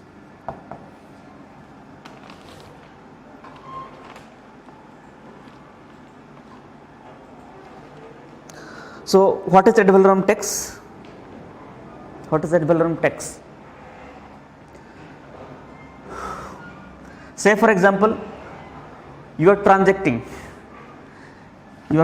or transaction is taking place.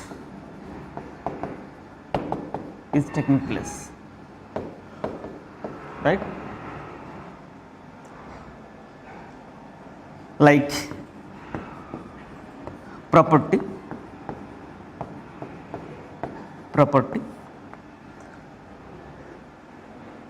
You initially built a building, so it is your property. Now you want to sell it, right? So when you are selling it, you have to pay tax.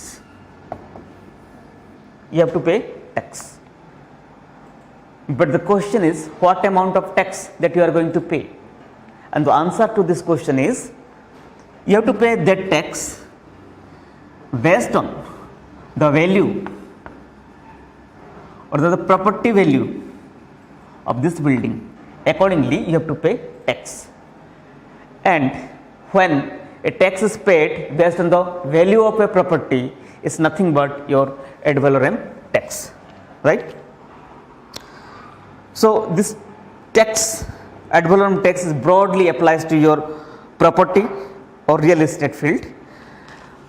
So your answer to the question number 45, an ad valorem duty is a tax on the basis of value added.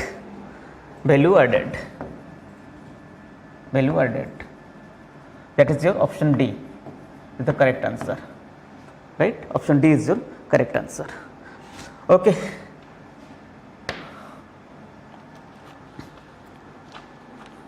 Option D is your correct answer. So I am done with your question number 40, 41, 42, 43, 44, 45, 46, 47. Okay.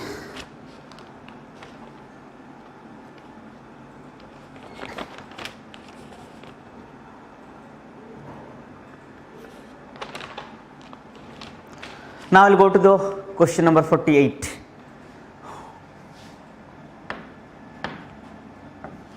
Question number 48, right? Question number 48. The question says, which one of the following factors is taken into account to calculate the balance of payment of a country? So when you are talking about balance of payment, broadly, in a broader sense, there are two types of account of the government.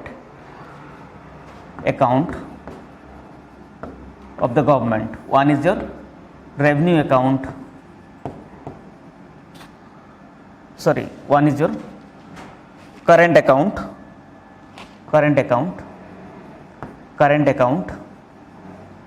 Another one is your capital account.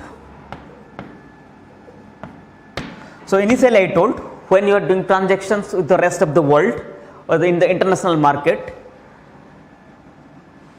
you will be considering your entire transaction. So you will be considering your current account also, and you will be considering your capital account also. Or other than this, if any transaction is taking place, that will be part of your balance of payment. Any transaction with the rest of the world is taking place, that will be part of your balance of payment. So accordingly, if you go to see the questions, in option A it is given current account, option C it is given capital account, and option B it is given changes in the foreign exchange reserves. So your answer is D. It is given D. This is all of the above.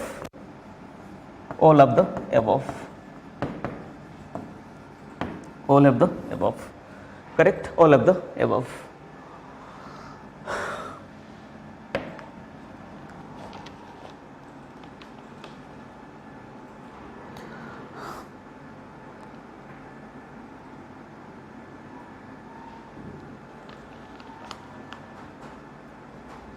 Now I will go to your question number 54.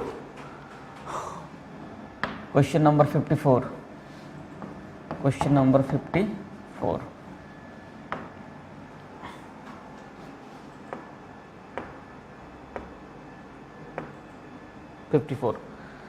I hope this is a simple question, and it is about your national income of a country for a given period.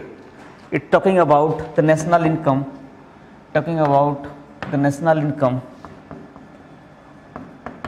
national income of the country. So what is national income? National income is generally expressed in a word that is known as GDP. Right?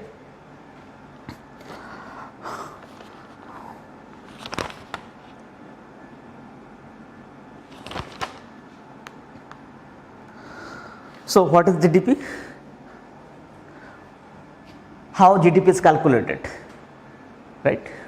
So say for example there are countries, or country like India, and our country India produces goods. So who produces goods? Factory or industries. They produce goods. To calculate the money value, right? So GDP is generally calculated in money value. So what is they produced and sold in the market, their money value is taken into consideration, right? So if you see the question number 54, the national income of a country of a given period is equal to what? You'll find in option D the word money value of final goods and services is given in option D, money value.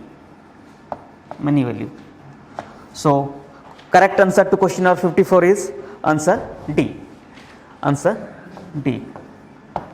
Okay.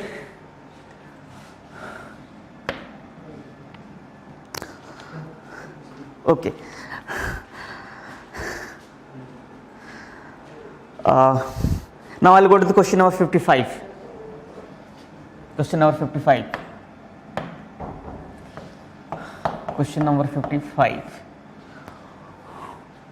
Right? This is question number 55. This is a simple question, and I hope you all have marked it correct.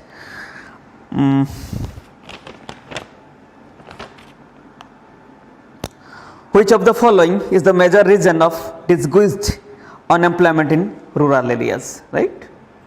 Disguised unemployment.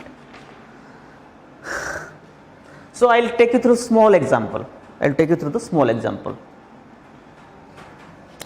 In rural areas, what happens? They go for agriculture.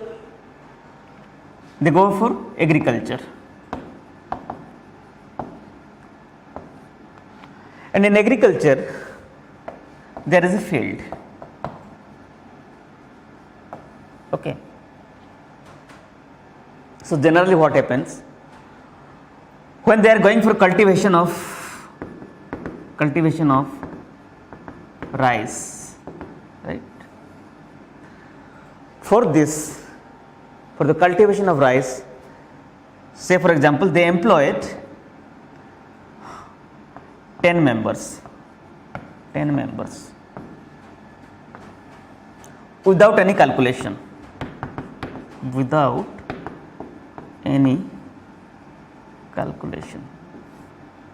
right? But economist says instead of 10 people, if you would have employed 6 people, it would have given same productivity. So this extra 4 people, even though they are employed,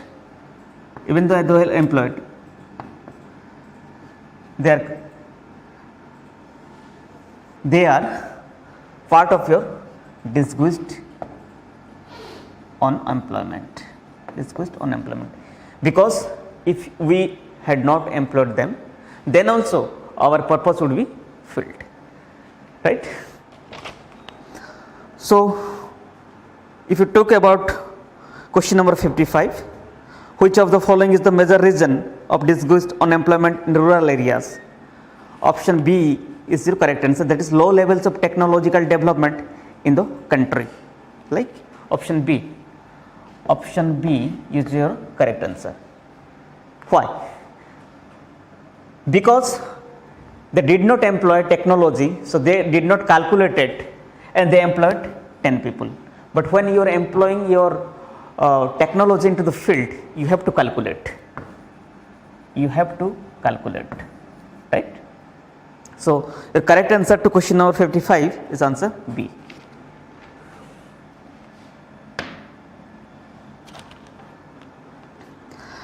And I believe rest of the questions are factual things. So, I will just say on the only answer keys and I will not give any explanation. Whatever required the conceptual questions, I gave explanation for it.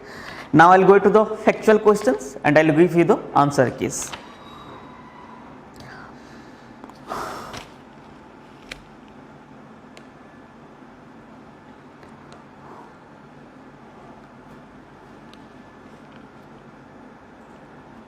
So, if you see about question number 50, look the question number 50.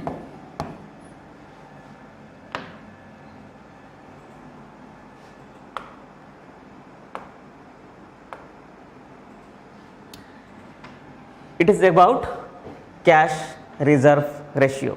It is about cash reserve ratio.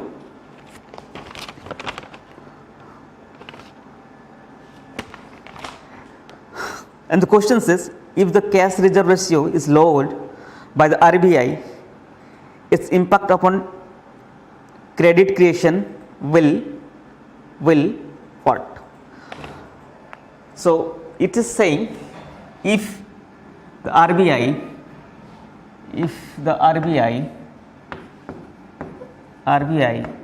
reduces cash reserve ratio, what will be its impact? What will be its impact? So, I think I need to explain what is cash reserve ratio. What is cash reserve ratio? When people deposit their money in the banks, so what banks generally do? Banks, what do they do? Certain amount of money out of the deposits, they keep in the Reserve Bank. They keep in the Reserve Bank of India as a security. So, when they are keeping certain money to RBI, automatically what will happen? What will happen? When they are going for providing a loan to the people, it will be difficult. It will be difficult. It will be difficult. Say for example, if one person deposited 100 rupees in the bank. Out of this 100 rupees, the bank what they did? They deposited rupees 50 in the RBI. Now the bank is having 50 rupees.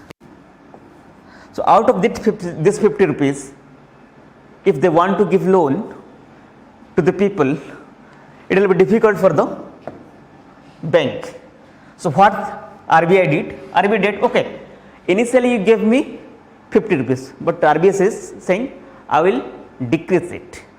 Now instead of 50 rupees, what you do? You give me only 10 rupees. You give me only 10 rupees. So out of 100, 10 will be deducted. So it is 90. Now the bank is having 90 rupees. So now it is very easy for this bank to provide loans. to provide loans. So when RBI decreases the cash reserve ratio, the bank to provide loan will increase, right? So your correct answer to question number 50 is answer B. Answer B.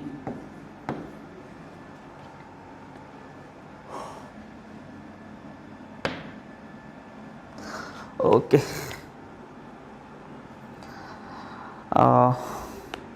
Now I'll talk about question number 59.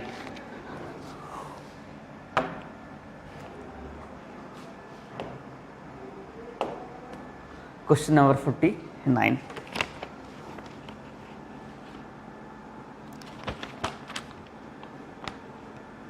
So this is again, I don't think it does not require any explanation. So I'll tell the answer key. It says the main cause of cyclical unemployment is what? The main cause of cyclical unemployment is that there are four options. Option A says firms engage in race, gender and sex discrimination in their hiring practices. Option B says some individuals do not have marketable job skills. Option C says the level of overall economic activity fluctuates. And option D says workers often voluntarily quit a job to look for a better job. So your answer to question number 49 is answer C. Answer C. Okay. Now I'll go to the question number 51. Question number 51 says, why are indirect taxes considered regressive taxing mechanisms? I repeat, question 51 says, why are indirect taxes considered regressive taxing mechanisms? Statement 1 says they are income irrespective, and statement 2 says they are lower than the direct taxes. So what would be the answer? Anybody? What would be the answer? So answer to your question number 51 is A. Answer to question number 51 is A. Option A is your correct answer. Right? Now I will move to question number 52. We will move to question number 52.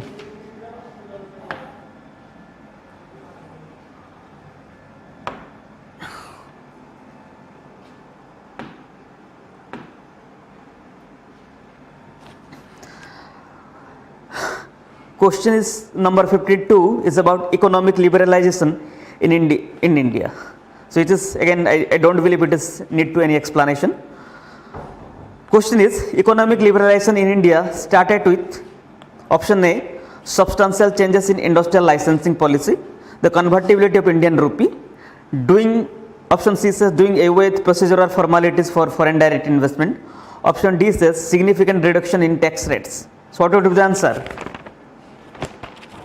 So if you talk about question number 52 and you go to the question number B, the convertibility of Indian rupee. Initially I told that convertibility of rupee, it comes under balance of payment. So you eliminated option B. Again, your foreign direct investment is not part of your debt, and reduction tax also not the answer. So your correct answer is option C, A. So question number 52, and correct answer to this 50 number correct is your A.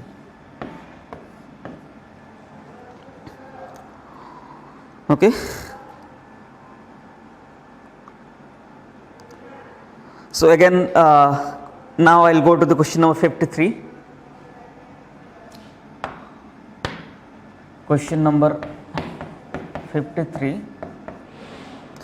It is a factual question, and I'll just give the answer key.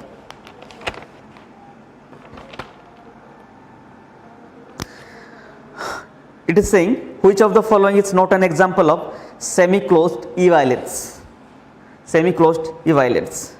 Well, the answer to this question number 53 is D. Answer to question number 53 is D. Right?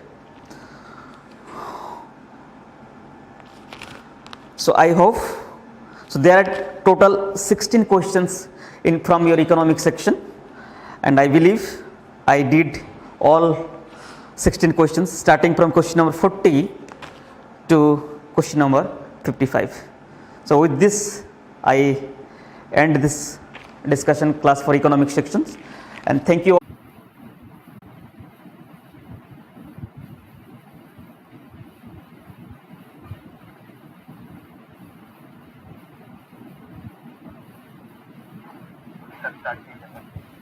Video of है ना?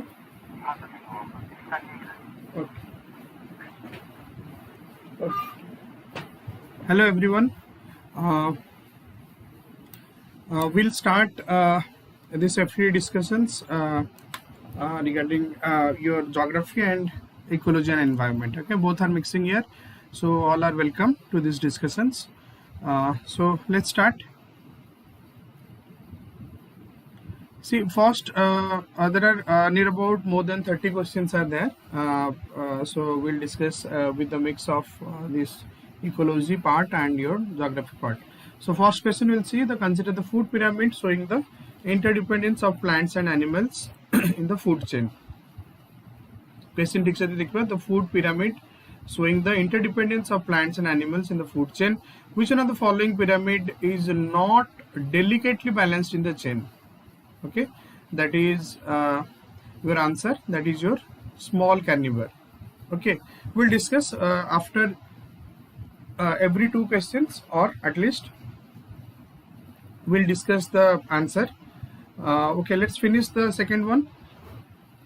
I will discuss the two answer later. Okay, in the next slide. See, this one is, which one of the following is a useful functional association between the fungi and the roots of higher plants? Okay, fungi and the roots of higher plants. This is generally this mycorrhiza.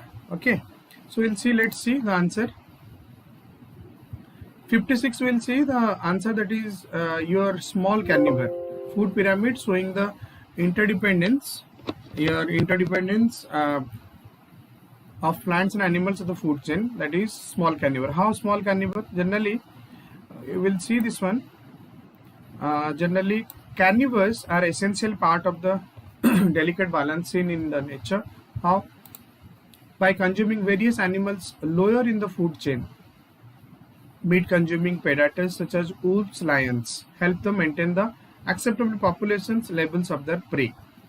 Right? Suppose this is an example. Carnivores are the essential part of the delicate balance in nature. If you'll see, the evolutionary biologists considered predators as the key species in the process of natural selections. Okay, they predators, they key species of the natural selection. Meanwhile, meat consuming scavengers like vultures play an important role in the ecosystem by contributing to the decomposition of the dead animal. So what in a nutshell we can say, this small carnivore, okay, like they're the delicate balance between the your in your ecosystem. If you see, took the example, suppose one buffalo dies. If one buffalo dies, then what happens? The lions and the wolves take its meat. Okay, after the residue means the remains of the dead animal, decomposition, that has to be decomposed. Then who will take part to consume that one? This vulture. So that is why this vulture nowadays has more importance in the ecosystem, as they decompose the decomposed body. Generally, your lions, they do not eat the decomposed part. They usually they take your fresh meat. So that is why in case this vulture, okay, they played a very major part. So hence the answer is your small carnivore. They're making a delicate balance in the chain. So okay, we'll proceed for the next. Useful functional association between the fungi and the roots of the higher plants, that is mycorrhiza.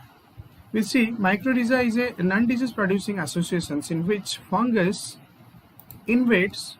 What happened? The fungus invades the root. Fungus invades the root to absorb nutrients. Okay, fungus invades the root to absorb the nutrients. Mycorrhizal fungi establish a mild form of parasitism, that is mutualistic, meaning both the plant and the fungus benefit from the associations. Okay. Here what happened, there got this mycorrhiza, this particular this fungi, okay, that invade the root to absorb the nutrient. So basically they maintain a symbiotic relationship. Means what? This mycorrhizal fungi allows the plants to draw more nutrients and water from the soil. Okay, it allowed the plants to draw more nutrients and water from the soil. Okay, by making it more this root to be more penetrable, means more accessible to the soil to penetrate. At the same time, it also absorb the nutrients. So in this way, mycorrhiza is a friendly your fungi with the plants. Okay, so here 58 also, 57 also we have solved that one. Useful functional association, fungi and the roots of higher plants. Okay, so remember this one, mycorrhiza. This is a very good question. Next we will see 58. Consider the following: photosynthesis, respirations, decay of organic matter, and volcanic actions. The question has given that which of the above add carbon dioxide to the carbon cycle on the earth. Okay, here we through they add carbon dioxide to the carbon cycle on the earth. We'll see here. So here answer we can say add carbon dioxide. Just carefully see, add carbon dioxide to the carbon cycle on the earth. Here answer is your, that is 2, 3, 4. That is your respirations, decay of organic matter, and the volcanic actions. Okay, photosynthesis has nothing to do with it. Let us see the answer, the explanation. All these parameters, respiration, vulcanization, decaying organic matter, add CO2 to the carbon cycle. How? See, in photosynthesis generally what happens? CO2 is absorbed, plants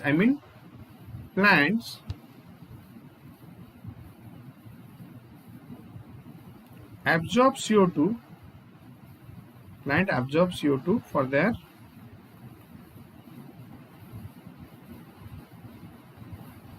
food preparation. Okay, plant absorbs CO2 for their food preparations. Okay.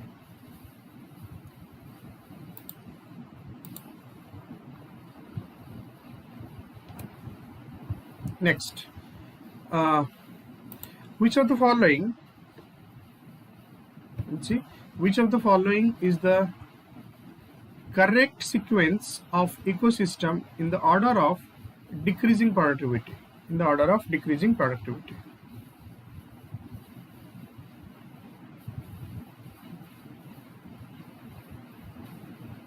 Here your answer is your there is a decreasing productivity. The answer is your C, mangroves, grassland, lakes and oceans. How? See, generally mangroves are the transition between, okay, transition between your land and mangroves area, generally land and your seawater, where generally the rivers are drained in mangroves area. Mangroves area is basically the rivers are drained. Here what happened? Higher productivity in the mangroves related to higher input of nutrients, basically. Higher productivity in mangroves is related to higher input of nutrients. Hence, regular tidal inundations, lower salinity level, and regular nutrient input may be the factors related to the higher mean productivity in the present study. Okay, what you see? Regular tidal inundations, lower salinity level, and regular nutrient input may be the factors related to the higher mean productivity. So what happens? I mean to say, in the mangroves areas generally salinity level is low, lower salinity level, okay, means the salty amount of salt content, that water level is generally low. The regular nutrient input, since the river discharges its water the ocean, so input nutrient is high. These are the factors related why higher mean productivity is there. Where? In mangroves areas. And regular tidal inundations, tidal flow is there. So So here mangroves, then your answer is then grasslands, then lakes, then oceans. Oceans because as we go to the deep, oceans are having more salinity. Then lakes, then grassland, then mangroves. So this is the decreasing order. So answer correct is C. I hope. Okay, this is beneficial. You understand all. Okay. Next 60. Which of the following statements is true with the regarding to the biomes? The terrestrial portions of the biosphere is divided into biomes. A biome is just a community of populations. What I say, biome is just a community of population. A biome is just a populations of species. Biome stand for biological home.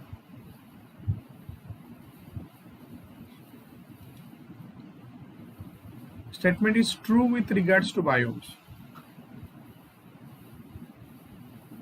Your answer is your A. The terrestrial portions of the biosphere is divided into biomes. Okay. See this one.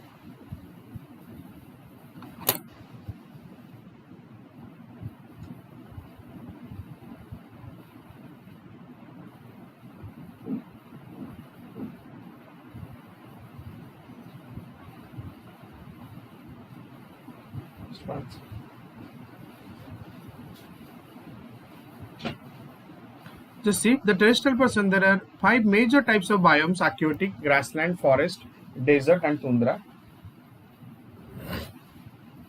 Okay, though some of these biomes can be further divided into more specific categories such as freshwater, marine, savanna, and tropic, rainforest, temperate rainforest, and taiga. Aquatic biomes include both freshwater and marine biomes. Biome means particularly, okay, it can be in aquatic mane pani re paribo, grassland re paribo, then forest, desert, and tundra, hala? And they further divided into more specific categories such as freshwater, then marine, hala? Marine means your ocean's water, freshwater means river, just mind this one, then savanna, then tropical rainforest, then temperate rainforest, and taiga. Okay, so these are the things where we can cover, right? Next, see 61. Which of the following does not belong to the abiotic conditions?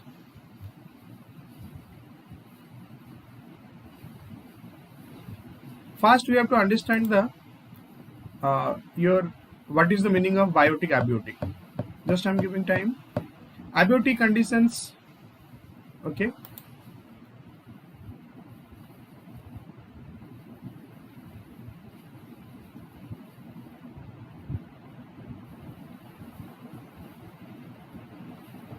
Here question given that does not belong to. Does not belong to.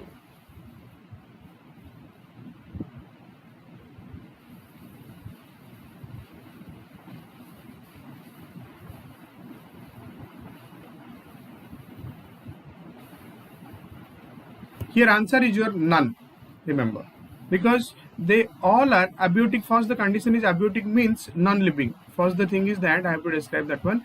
It is the non-living. Abiotic condition means non-living. Biotic means living. Abiotic means non-living. So non-living do not belong. So all are belong to abiotic conditions. Either क्या दिया है? Do not belongs to. So it is your none. Okay. Next we will see. An abiotic factor is a non-living part of an ecosystem that shapes its environment particularly. Okay. That shapes its environment. In a terrestrial ecosystem, examples might include water, air, soil, temperature, sunlight, and minerals. Okay. In a terrestrial ecosystem, what this might include your water, air, soil, temperature, sunlight. Temperature or sunlight, same thing. है. Water, air, soil, temperature, and minerals. In a marine ecosystem, abiotic factors would include salinity and oceanic currents. Okay, it includes your salinity and oceanic currents both. Like all ecosystem, aquatic ecosystem have five biotic or living factors. That is, then we have to see given examples. Then see, these are the air, water, non-living, soil, temperature, sunlight, minerals. Then biotic, living, producer, consumer, herbivores, carnivores, omnivores, and decomposers. Okay, So this is a fundamental question. Okay. Next, the Himalayan range is very rich in species diversity. Okay, Himalaya range is very rich in species diversity. Which one of the following is the most appropriate region for this phenomenon? Okay, it has a high rainfall that supports luxuriant vegetation growth.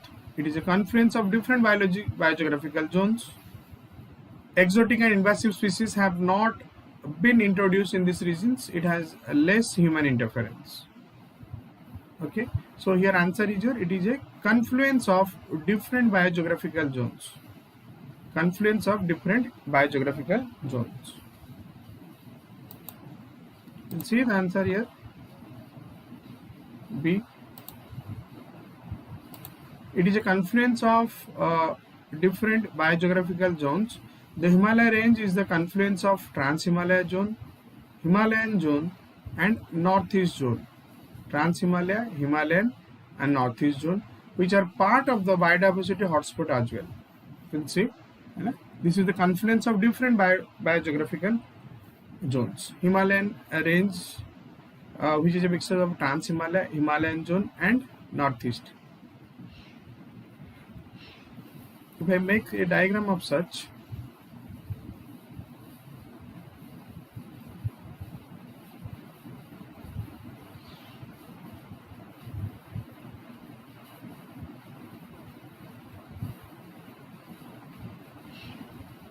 see, this is Trans-Himalaya Parsons area, particularly Trans-Himalaya Parsons, this one. Then this is Northeast, your Northeast, okay, and the Himalayan and the Greater Himalayan part, this one. Okay, Himalaya is a different, so this is your Trans-Himalaya, this is Northeast, and your this is Greater and Middle part, and also Siwaliks also there. Okay. So what happened here? These zones have tropical, temperate and tundra type of climate, which makes them rich in biodiversity of flora and fauna. Mane plants, flora means plants and fauna means animals. Flora and fauna. If we see successively from the Himalayan zones, it is just like Siwaliks, then Middle Himalaya, then Greater Himalaya, then Trans-Himalaya. Okay. This is Middle Himalaya, then Greater Himalaya, and this is Trans-Himalaya. Trans means beyond. So this Siwaliks, what happened? If you go to the Siwaliks from the top zone, here you feel the tropical, here we feel the tundra. That means the vegetations in the Himalayas, if you go successively by the increasing elevation, if you go by the increasing elevation, okay, increasing elevation wise, it will increase. Okay, so that is why this is a confluence of different biogeographical zones. Means I mean tropical, then your temperate, then Siberian, then tundra. Okay, so this is a mixture. Next, see, within biological communities, some species are important in the determining the ability of a large number of other species to persist in the community. Such species are called question. Okay. Read the questions again. Within the biological community, some species are important in determining the ability of a large number of other species. Okay, how this in the community? माने ए species गुड़ा माने से माने अलगा species तर तांकरा they determine करने, they determine the ability of large number of other species. So here your answer is your keystone species, particularly keystone species. How come? Let's see. Keystone species hold together the complex web of relationship in an ecosystem. Okay, complex web of relationship in an ecosystem. They can be animals, plants, or microorganisms. Examples of keystone species include starfish, sea otters, wolves, and elephants. Starfish, sea otters, wolves, and elephants. Okay. Keystone species able to other species to survive, occupying the key role in ecosystem as a part of. Without them, ecosystem would be dramatically different or even cease to exist. Okay, they can be animal, plants, means these are the keystone species. For them, the other are living. Okay. Next we will see 64. Consider the following regions: Eastern Himalaya, Eastern Mediterranean region, and Northwest Australia. Which among the following are the biodiversity hotspot? Biodiversity hotspot, you will see the answer is it is 1 and 2, Eastern Himalaya and Eastern Mediterranean region. Eastern Himalaya, as you discussed, Eastern Himalayas, okay, and Eastern Mediterranean region, particularly the Mediterranean Sea.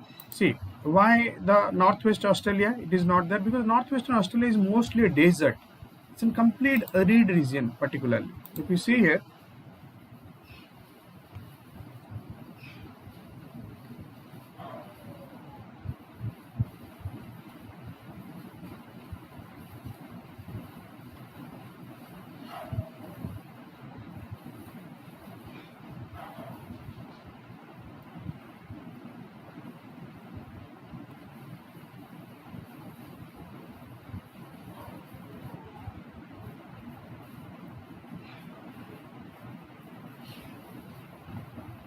so it is bit slip हो रहा है. So this is Australia. If I divide Australia, this western part is your complete desert part, means very arid, particularly desert part. Here what? Which one? That is Victoria Desert. कौन सा desert है? Victoria, Great Sandy, है ना? Victoria, Great Sandy, then Simpson, Gibson, these are all the deserts are here, okay, in Western Australia. So this is so here answer Northwestern is not there. So biodiversity hotspot mainly in Himalayan Mediterranean region. Then 65, estuary possesses a distinct blooms of excessive growth of pigmented your flagellates. These blooms are called generally estuaries possess. I'm repeating the question. Estuaries possess distinct blooms of the excessive growth, okay, and that is blooms are called your red tides. It is basically red tides, okay. We will discuss this question once we finish this one. Then next, the water pollution in river is measured by the dissolved amount of chlorine, nitrogen, oxygen, and ozone. Which one? Answer is your oxygen, okay. Water pollution river is measured by the dissolved amount of oxygen. Let us see. See, first we will see your excessive growth of pigmented dinoflagellates. The blooms are called red tides. How? Dinoflagellates are motile nuclear algae characterized by a pair of flagella. Many dinoflagellates are photosynthetic, whereas others are mixotrophic. Dinoflagellates have been the important part of the marine phytoplankton since the mid-Mesozoic. Okay, are photosynthetic, whereas the mixoflagellates have been important for the marine phytoplanktons. Okay. Achha, next is very important, how water pollution. Water pollution is always measured in the amount of dissolved oxygen. This is a measure of how much oxygen is dissolved in the water. Dissolved oxygen is the amount of oxygen available to the living aquatic organisms. Okay, available to the living aquatic organisms. The amount of dissolved oxygen indicates its water quality. Water quality how to determine with dissolved oxygen, right? The main point source of pollution of water is from sewage and wastewater treatment. Okay, it is from the sewage and the wastewater treatment. While for the diffuse pollution, the main source are from the farming and fossil fuel power plants. Okay, the diffuse pollution main source are always from the farming and fossil fuel power plant. Dissolved oxygen, so they always determine how much the your pollution level in water is, right? Go for the next question. Which one of the following is produced during the formation of the photochemical smog, particularly?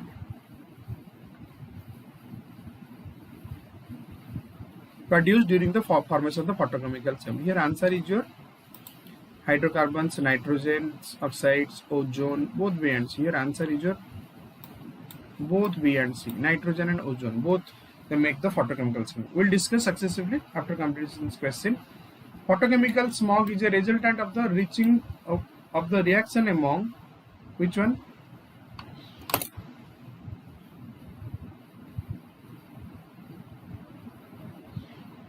Photochemical smog is a resultant of the reaction among N2O3, then sunlight, then your carbon monoxide O2,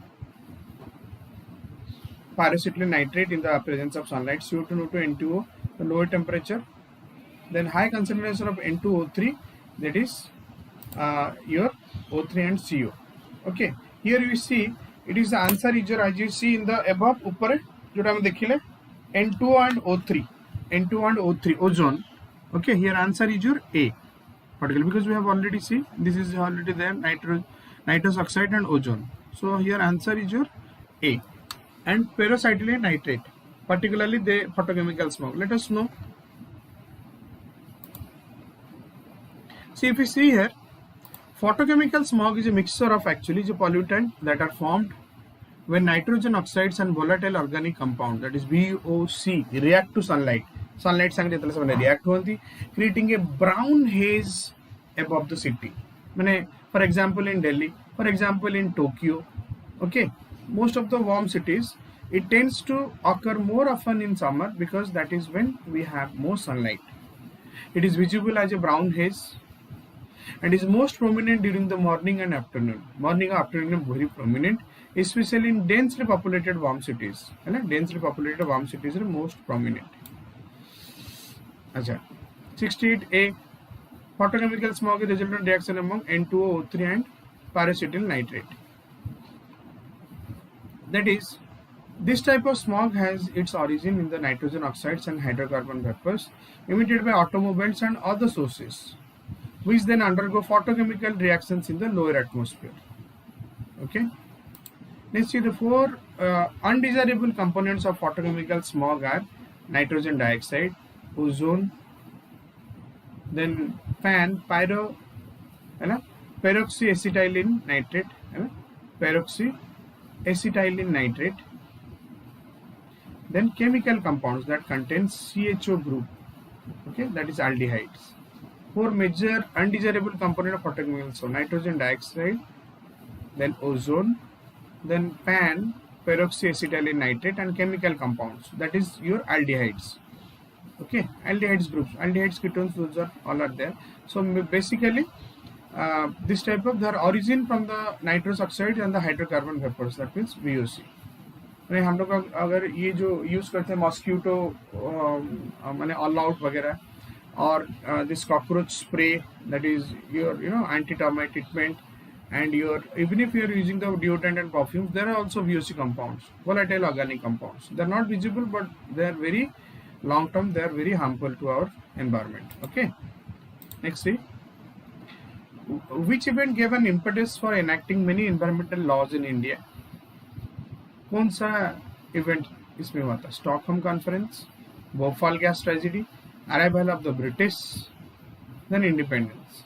Give an impetus for enacting many environmental laws in India. Here simply your answer is your Bhopal gas tragedy. Okay, we'll discuss now.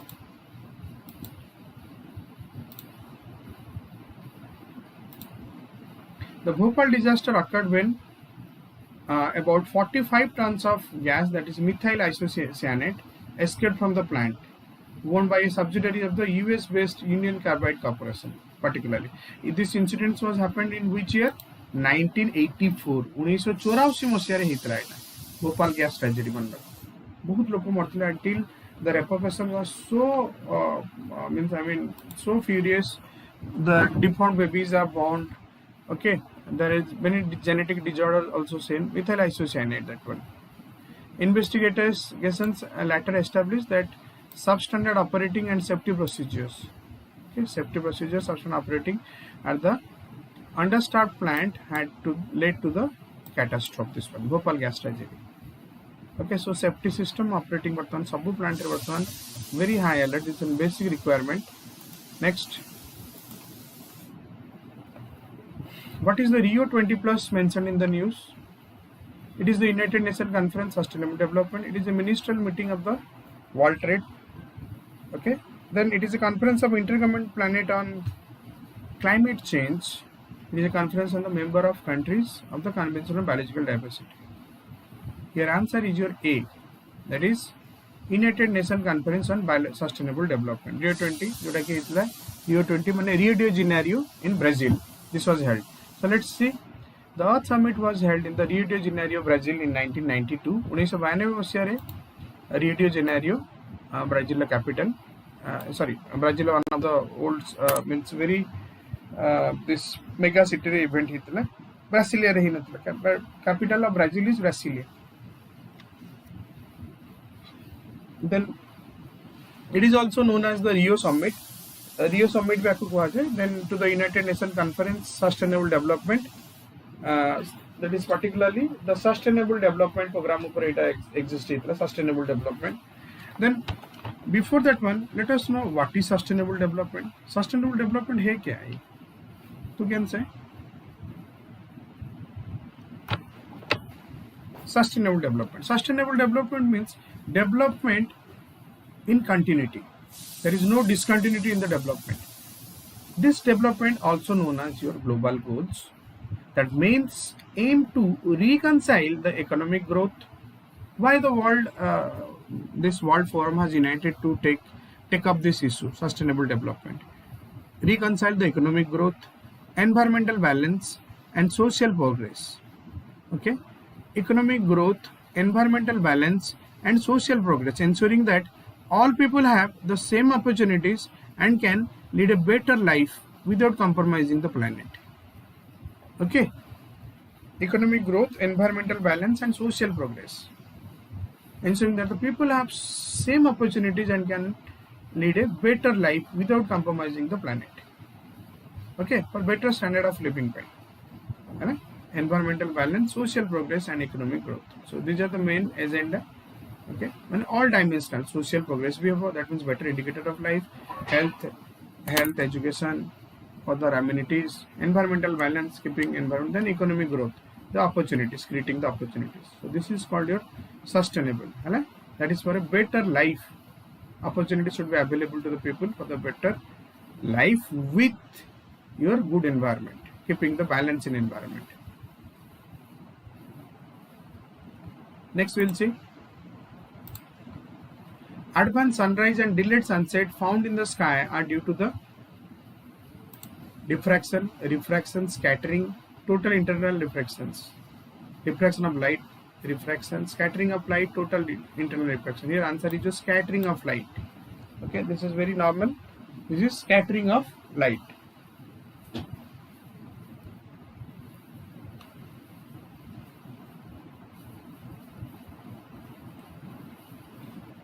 Then see this one, circle of illuminations divides Earth into two hemispheres. They are known as, we'll discuss. Okay, circle of illumination, that is day and night.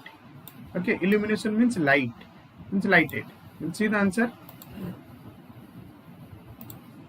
When light passes, okay, when light passes from one medium to another medium, say air, okay, a glass of water, then a part of light is absorbed by particles of the medium processed by its subsequent radiation in a particular directions. This phenomena is termed as scattering of light, particularly. Okay, this phenomena is termed as your scattering of light, particularly. Okay, so what happened in the atmosphere? There are so many dust particle. Okay, dust particle and other, they form your scattering of the light, particularly. They have got a very role. Okay, in scattering of light, particularly. Next, see, day and night, that illumination of light, circle of illumination divide Earth into two hemispheres, that is day and night. Depends on the quantum of sunlight. Quantum of sunlight रा ऊपर ही main depend कर चुकी है your day and night. ठीक अच्छे, generally से जो equator ऊपर हमर मैक्सिमम तमर जो सोर्स टा रहे light that is the equator upper, because it is more exposed to the sunlight. If you see to the pole areas, it is subsequently it is decreases that one. Next, vibration in the length of daytime and nighttime from season to season are due to variations in the length of daytime and nighttime. Okay, variation in the length of daytime and nighttime from season to season are due to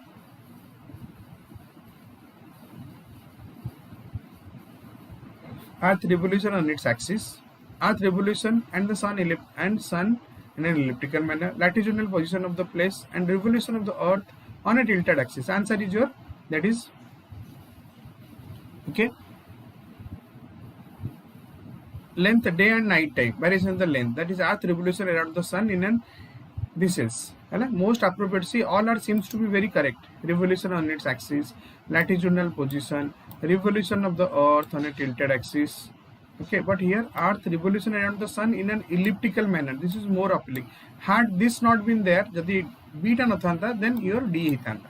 ठीक है, जेहेतु it directly explicitly mention करछि कि elliptical manner. So answer is your B. Okay. जदि एटा नथांता ताले एटा माने D हितांता. It could be. Since B is there and it is more explicit where represent करा है, तो answer is your B. Then major source of energy in the sun is, that is primitive forces, nuclear fusion, none of them. Yes, here answer is your fusion, nuclear fusion. Okay, nuclear fusion कौन होगा? अच्छा, nuclear fusion में कौन होगा? That hydrogen converted into helium. That we know every, okay, hydrogen atom H plus H is converted to H2. है ना? This is why they radiate energy, nuclear. है ना? Nuclear fusion है कि तुम्हारा energy radiate हुआ. ऊपर टाइम देख ले, revolve around the elliptical manner. Okay, these are easy questions. Let's see the next one. What is the multiple cropping? When the seeds are sown on a piece of land, then seeding transfer in different fields, dividing field two or more parts, crops is given each part, raising succession, one type of crop in same piece of land, and raising two or more crops successive in a year on the same land. Multiple cropping. Answer is your particularly B. Dividing a field into two or more parts, then sowing different crops in each part. Multiple cropping. How?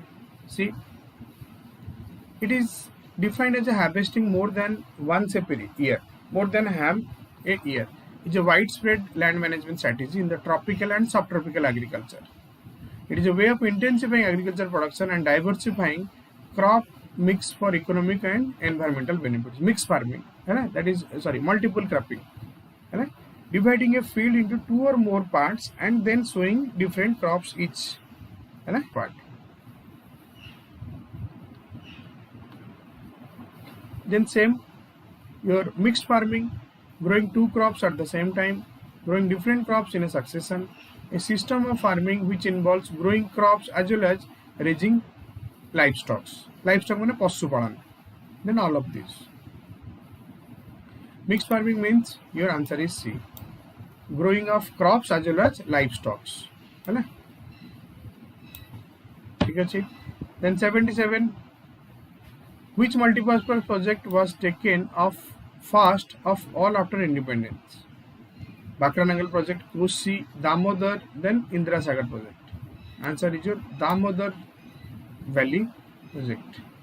Okay, it is Damodar Valley project.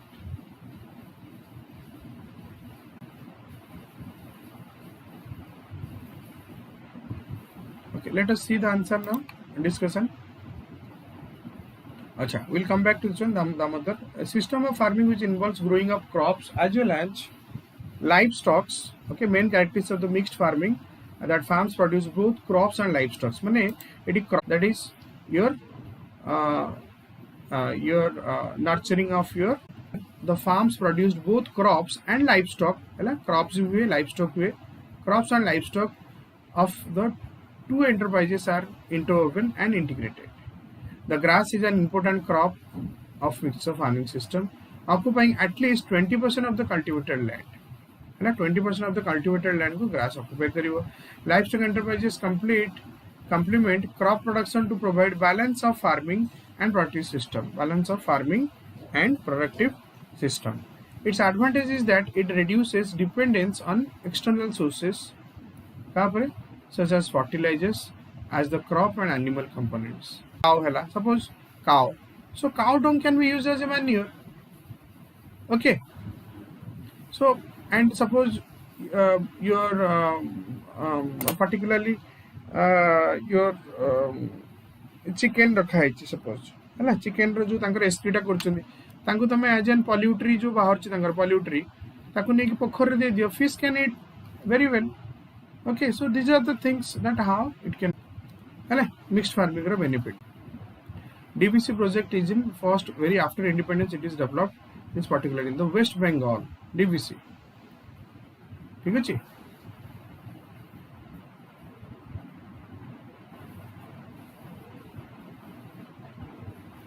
Waste Bengal कराला Damodar valley project.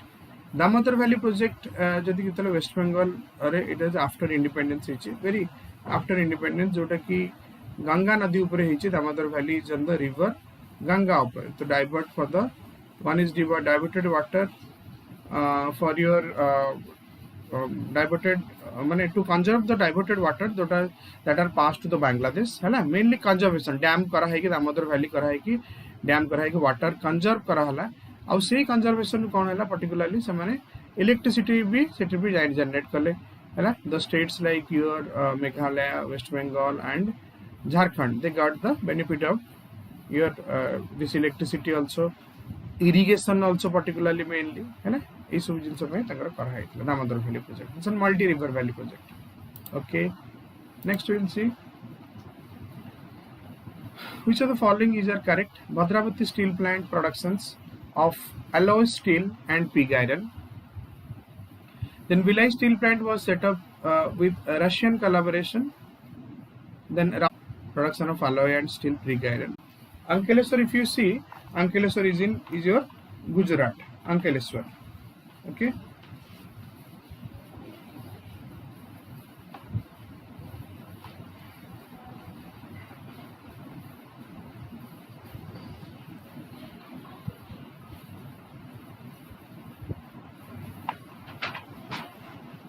Then say your which one of the following is a metallic mineral ore? Metallic mineral ore: Byrite, diamond, dolomite and chromite. Metallic mineral ore, it is chromite basically, है ना. Chromite we'll discuss one by one. See, chromite is basically you're added to the your strength, while the steel alloy preparations, steel preparation, chromite is added with iron then to give the strength to the iron steel, है ना. देखिए chromite with discussion कले. Ankleshwar oil field with कहबी, it is located in the Gujarat coast near the Narmada river. जदि मैं देखिबी अंकलेश्वर ऊपर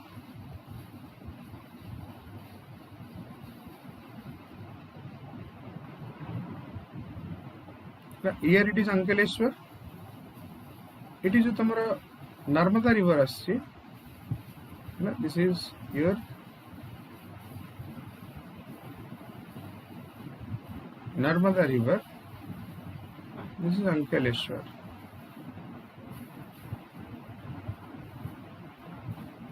This is Ankleshwar. Okay, this is Gujarat particularly.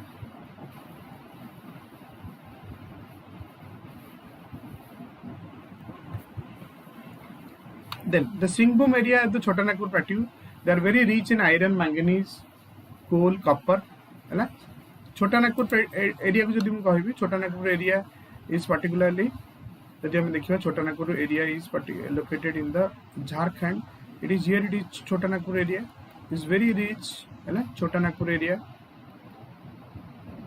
है ना, Jharkhand रे, where it is in the Jharkhand particularly. Jharkhand area is Chotanagpur, very rich in your iron, manganese, coal and copper.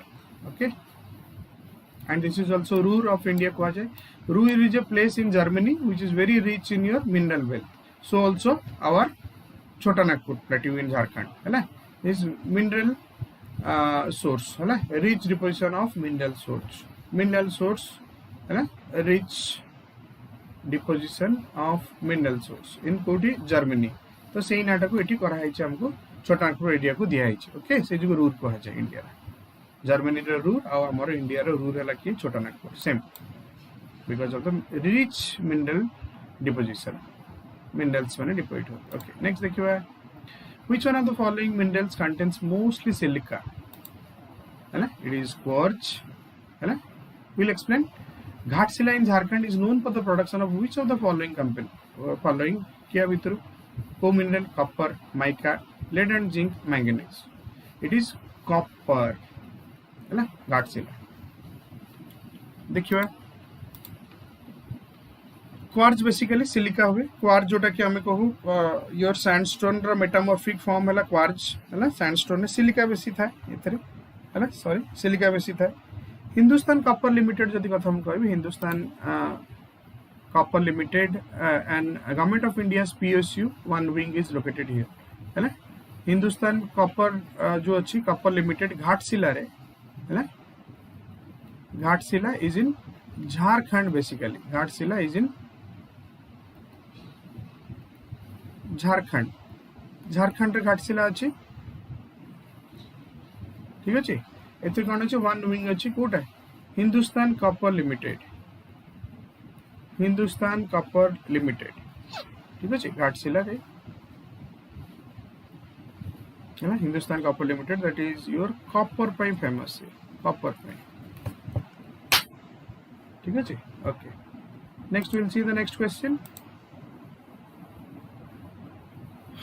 in which one of the following places in the Sompen tribe found Nilgiri, Nicobar, Spiti Valley and Lakshadweep Island okay Nilgiri, Spiti Valley and Lakshadweep Island which one Sompen tribe basically हम जदि कहबे they are the famous known in your Nicobar Islands है ना Andaman Nicobar Islands गोटे है अंडमान आ गोटे निकोबार है great Nicobar then this one where are the Todas found Todas basically Arunachal Rajasthan Madhya Pradesh Tamil Nadu Todas को कहते नीलगिरीज ऑफ तोड़ा माने तमिलनाडु ओके देखिए वर्तमान सी if you see the Nicobar the Sompen are the indigenous people means they are the aborigines tribes of the interior part of the Great Nicobar Island part of the Indian territory of Andaman and Nicobar Islands. Nicobar, as we know, Nicobar, Great Nicobar, you know, these are the Andamans, Nicobar, you know, Nicobar are here. The Andaman Islands are home to Negrito's tribe. Negrito tribe who Great Andamanese, Onge, Jarawa, and Sentinels. Okay, Great Andamanese, Onge, Jarawa, and Sentinels. They are the Negrito tribes. Andaman Rahanti, Great Andamanese, Onge, Jarawa, and Sentinels. Nicobar Islands also home to the Mongoloid tribes. Okay, that is Sompen and Nicobars. These are the extra informations that is will be useful. Great Andamanese, Onge, Jarawa, and Sentinels, where here it is Sompen and Nicobaris. Then Todas are the pastoral tribe inhabiting the higher elevations of the Nilgiris hills. Todas mane of the southern India, basically. It is unlikely that ancestral homeland of the Todas will be identified conclusively, though linguistic evidence suggests a South Indian origin of the group, particularly. Nilgiris of Toda, basically they are the Aborigines. Okay, fair enough. The last question: the Gobind Vallabh Pant Sagar is the biggest artificial lake in India. Is formed when which project? Gobind Vallabh Pant Sagar Dam. Okay, this is on the Rihand Dam project. Okay, जदि मैं देखिए Rihand Dam project केमते particularly Rihand is a tributary जदि मैं नेबी Michael range तमर सोन river बाहर छि सोन river jetty बाहर छि एठी जेतले सोम जाएंगे ऊपर गंगा संगरे मिसी छि ए पाखरे जेतले जाई छि एठी रिहांद बोली गोटे रिवर है मध्य प्रदेश उत्तर प्रदेश रे एठी गोटे आर्टिफिशियल करछि that is Govind Vallabh Pant Sagar dam project है ना just look at here answer Pant Sagar located in the Madhya Pradesh and Uttar Pradesh on Son river ठीक अच्छे है ना यार ऊपर रिहांद ऊपर ठीक अच्छे just one second this river is on just one second this is just on the Rihand river Okay, just it has not saved here. Rihand River, which is a tributary of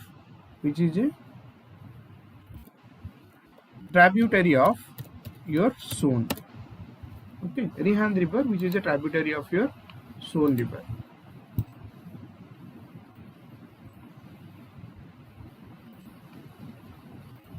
ठीक अच्छे माने गोविंद बल्लभ पंत सागर आज पर diagram ये गोविंद बल्लभ पंत सागर जोटा कि UP और मध्य प्रदेश को तमरा पर्टिकुलरली शेयरिंग बॉर्डर करछि यूपी और Madhya Pradesh and it Rihand river ऊपर दैट इज रिहांद जोटे which is a tributary of Son river और पर्टिकुलरली देखियो what is the very purpose of making this one city जो तमरा पर्टिकुलरली विंध्याचल जो प्लांट पावर प्लांट है पर्टिकुलरली इथरु it is making an reservoir where the electricity water sanku kon hela water storage भी रहला electricity generate he most of the parts of your Madhya Pradesh and Uttar Pradesh it caters the your electricity. So that was the main purpose of why the Govind Ballabh Pant Sagar dam has been created there. Okay, so thank you all of you. So this much today's discussions. Okay, we'll meet again. Thank you.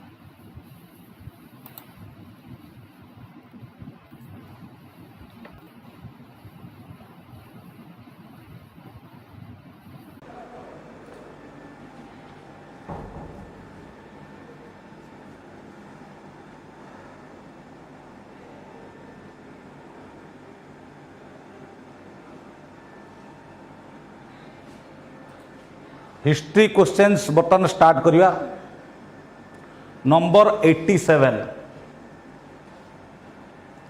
आठ महाथानानी इन बुद्धिजीम refers to बुद्धिजीम रे आठ महाथानानी means the 8 great places. आठ महाथानानी means 8 great places. एटा पाली language रो गोटे word आठ महाथानानी पाली language रो गोटे word 8 great places related to Buddha in Buddhism. To answer will be A 8 great places of a Buddhist pilgrim. आगे गला आमर जो लुम्बिनी जोटी बुद्धंकर जन्मग्रहण होता लुम्बिनी नेक्स्ट आमर जीव बोध गया जोटी तांकर निर्वाण प्राप्ति होता एनलाइटनमेंट होता तापर जीव सारनाथ जोटी से प्रथमे फास्ट सरमन देथिले मीन्स ताकर प्रथम भाषण जोड़ी देते सारनाथ यूपी रे देन ताकर डेथ जोटा महापरिनिर्वाण घटीला कुशीनगर यही चारोटी प्लेस प्लस बुद्ध जोटी प्रथमे अधिक रही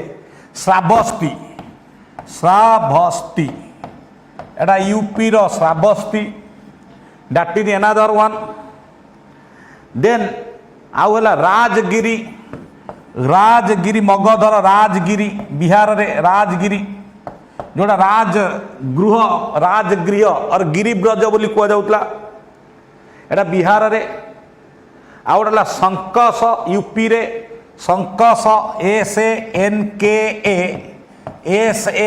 संकस एंड आउ गोटे रहा आमर वैशाली एटा आमर बिहार रो मिथिलापुर जोड़ा से एरिया यही चारोटी place Lumbini Bodh Gaya Sarnath Kushinagar Shravasti Rajgiri Sankisa and Vaishali these 8 places is called the 8 great places related to Buddhism that is in Pali language. The answer will be the 8 great places of a Buddhist pilgrim. Next, with reference to art and archaeological history of India, which one among the following was made earliest? रानी की भाव पतन एटा कौटी अच्छी राणी की बाब गुजरात रे अच्छी उदयगिरी बोली राजा जड़े थे तांकर wife Udayamati Chalukya king Bhim one Chalukya king Bhim one wife थिले उदयमती एटा तैयारी करा जायतिला केबे कराइला 11th सेंचुरी रे चालुक्य किंग भीम वन तांकर वाइफ उदयमती एटा तैयारी कराइला बृहदेश्वर टेम्पल तांजवर एटा आमर हेइतिला कावेरी नदी कूल रे तमिलनाडु कावेरी रिवर पाखरे कावेरी रिवर पाखरे आरोटा आमर हेइतिला कावेरी नदी पर एटा हेइतिला सरस्वती नदी पाखरे रानी की भाव ताला सरस्वती नदी पाखरे गुजरात रे 11th सेंचुरी हेइतिला बृहदेश्वर टेम्पल शिव टेम्पल तांजोर और तांजवर तमिलनाडु कावेरी नदी कूल रे सेटा टाइम पीरियड है 1003 रु 1008 AD 1080 और 1010 AD पर्यंत सेटा तैयारी करिथिले चालुक्य किंग राजराज करिथिले कैलास टेम्पल ऑफ एलोरा एटा राष्ट्रकूट किंग कृष्ण वन तैयारी करथिले कैलास टेम्पल एलोरा केबे एटा करले 756 रु 773 AD तापर कुतुब मीनार ऑफ मेहरुली एटा तैयारी करले कुतुबुद्दीन आइबा करले दिल्ली रे साउथ दिल्ली रे एटा अछि मेहरुलीटा हला कोठी साउथ दिल्ली रे 1199 रु पाखापाखि 1220 मध्य तैयारी थी तेणु ये आम टाइम जदि देखा सबुठ oldest of Kailash temple Ellora जोटा करते आमर Rashtrakuta king Krishna one that is in between 756 रु 773 AD आउ सब है 1000 पर तेणु answer of Kailash temple Ellora 88 then 89 which of the following gives detailed instructions on the control of the state the organization of the national economy and the conduct of war एटा अर्थशास्त्र चालु आम किए लिखिले ना चाणक्य लिखिले चाणक्य अन्य ना कौटिल्य और विष्णुगुप्त सी करथिले कोटा को एटा अर्थशास्त्र लिखिले एटा संस्कृत लिखिले अर्थशास्त्रटा जहाँ पर आमर जाऊँगी स्टेट उपर बुझापी ऑर्गेनाइजेशन इकोनॉमी केम डेवलपमेंट होची वार किपरि कंडक्ट करा जाए तार ऊपर लिखिले राजतरंगिनी एटा हिस्ट्री ऑफ काश्मीर एटा लिखिले जड़े बुक गोटे हिस्टोरियन कल्हाण लिखिले तेणु यहीटा governing vast empire covering aspects of internal administration military strategy diplomacy and economics ताकू बेस करी लिखाइले अर्थशास्त्र किए लिखिले चाणक्य और कौटिल्य और Vishnugupta during Maurya empire Arthashastra answer will Arthashastra Rajatarangini history of Kashmir written by कल्हाण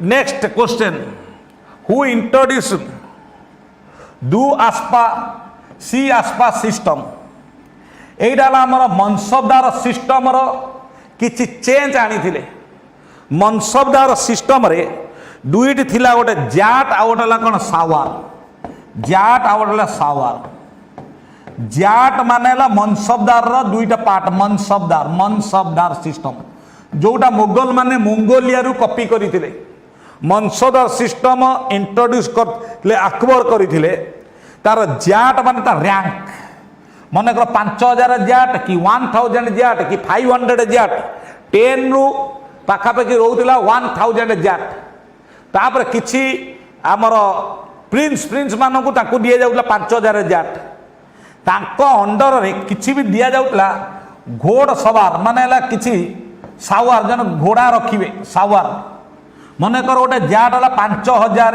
jet ତାର ରେଟ୍, ସିଏ ଘୋଡ଼ା ରଖିପାରିବ ମନେକର 2000ଟା ଘୋଡ଼ା ରଖିପାରିବ, ତାହେଲେ ଏଠି ଜ୍ୟାଟ୍ ରହିବ 5000, ସାୱାର ରହିବ କେତେ 2000। 5000 ଜ୍ୟାଟ୍ ରଖିପାରିବ, ଘୋଡ଼ା ସବାରି ତା ମଧ୍ୟରୁ ରହିବେ କେତେ 2000, ଯଦି ତାକୁ ସାୱାର କୁହାଯାଏ। ଆର ଚେଞ୍ଜ କରିଥିଲେ କିଏ, ସେଇଟାକୁ ଜଷ୍ଟ ବଂଶଧାର ସିଷ୍ଟମଟାକୁ କିଛି ଚେଞ୍ଜ କରିଥିଲେ କିଏ, ତାଙ୍କ ପୁଅ ଜାହାଙ୍ଗୀର କରିଥିଲେ। ଜାହାଙ୍ଗୀର କ'ଣ କରିଥିଲେ, 2 ଗୁଣ ବଢ଼େଇ ଦେଇଥିଲେ, এই ସାୱାରଟାକୁ 2 ଗୁଣ ବଢ଼େଇ ଦେଇଥିଲେ। ଯେତିକି ଜ୍ୟାଟ୍ ମନେକର 5000 ଜ୍ୟାଟ୍, ଯଦି ସେମାନେ ଆଗରୁ ବଂଶଧର ସିଷ୍ଟମ ଅନୁସାରେ 2000 ଘୋଡ଼ା ସାୱାର ରଖୁଥିଲେ ତାକୁ 2 ଗୁଣ କରିଦେଉଥିଲେ, ଗୋଟେ ଗୋଟେ କ୍ଷେତ୍ରରେ ତାକୁ 3 ଗୁଣ କରିଦେଉଥିଲେ। ସେଇ ଯେଉଁ 2 ଗୁଣଟାକୁ କୁହାଯାଏ କ'ଣ ଧୁ ଅସ୍ପା, ଆଉ 3 ଗୁଣଟାକୁ କୁହାଯାଏ ସିହି ଅସ୍ପା। ଏଇଟା କିଏ କରିଥିଲେ ଚେଞ୍ଜ ଇନ୍ ବଂଶଧାରୀ ସିଷ୍ଟମ, ଏଇଟା କିଏ କରିଥିଲେ ଜାହାଙ୍ଗୀର। ବଂଶଧାରୀ ସିଷ୍ଟମଟାକୁ ତାକୁ ଆମେଣ୍ଡମେଣ୍ଟ କରିଥିଲେ, କିଛି ମାତ୍ରା ଚେଞ୍ଜ କରିଥିଲେ, କିଏ କରିଥିଲେ ଜାହାଙ୍ଗୀର କରିଥିଲେ। ସେଇଟା ଡୁ ଅସ୍ପା ସି ଅସ୍ପା କାହା ଉପରେ ଏଇଟା ହେଇଥିଲା, ସାୱାର ସିଷ୍ଟମଟା, ଯେଉଁ ସାୱାର ସିଷ୍ଟମଟା ବଂଶଧାରୀ ସିଷ୍ଟମରେ ଘୋଡ଼ସବାରୀ ଯେଉଁ ଥିଲେ ତାଙ୍କର 2 ଗୁଣ କରିଦେଉଥିଲେ, 3 ଗୁଣ କରିଦେଉଥିଲେ, ଯେ କଣ୍ଟ୍ରୋଲ କରିବେ, ଜଣେ ଜଣେ ବଂଶଧାରର କଣ୍ଟ୍ରୋଲ କରିବେ। ତେଣୁ ଏନ୍ସର ହେଲା ଜାହାଙ୍ଗୀର। ଦେନ୍ 91, which of the following is false? A romance in stone, এইটা এনসার হব জামা মসজিদ। ঠিক আছে, জামা মসজিদ এটা এটা ফতেপুর সিক্রি অছি জামা মসজিদ, আগ্রারে জামা মসজিদ, এটা ঠিক ଅଛି। ତାକୁ ରୋମାନ୍ସ ଅଫ୍ ଷ୍ଟୋନ୍ କୁହାଯାଏ। ଜାମା ମସଜିଦର ଷ୍ଟୋନ୍ ଉପରେ କିଛି କାରୁକାର୍ଯ୍ୟକୁ ନେଇକି ଏ ରୋମାନ୍ସ ଇନ୍ ଷ୍ଟୋନ୍ ଜାମା ମସଜିଦ।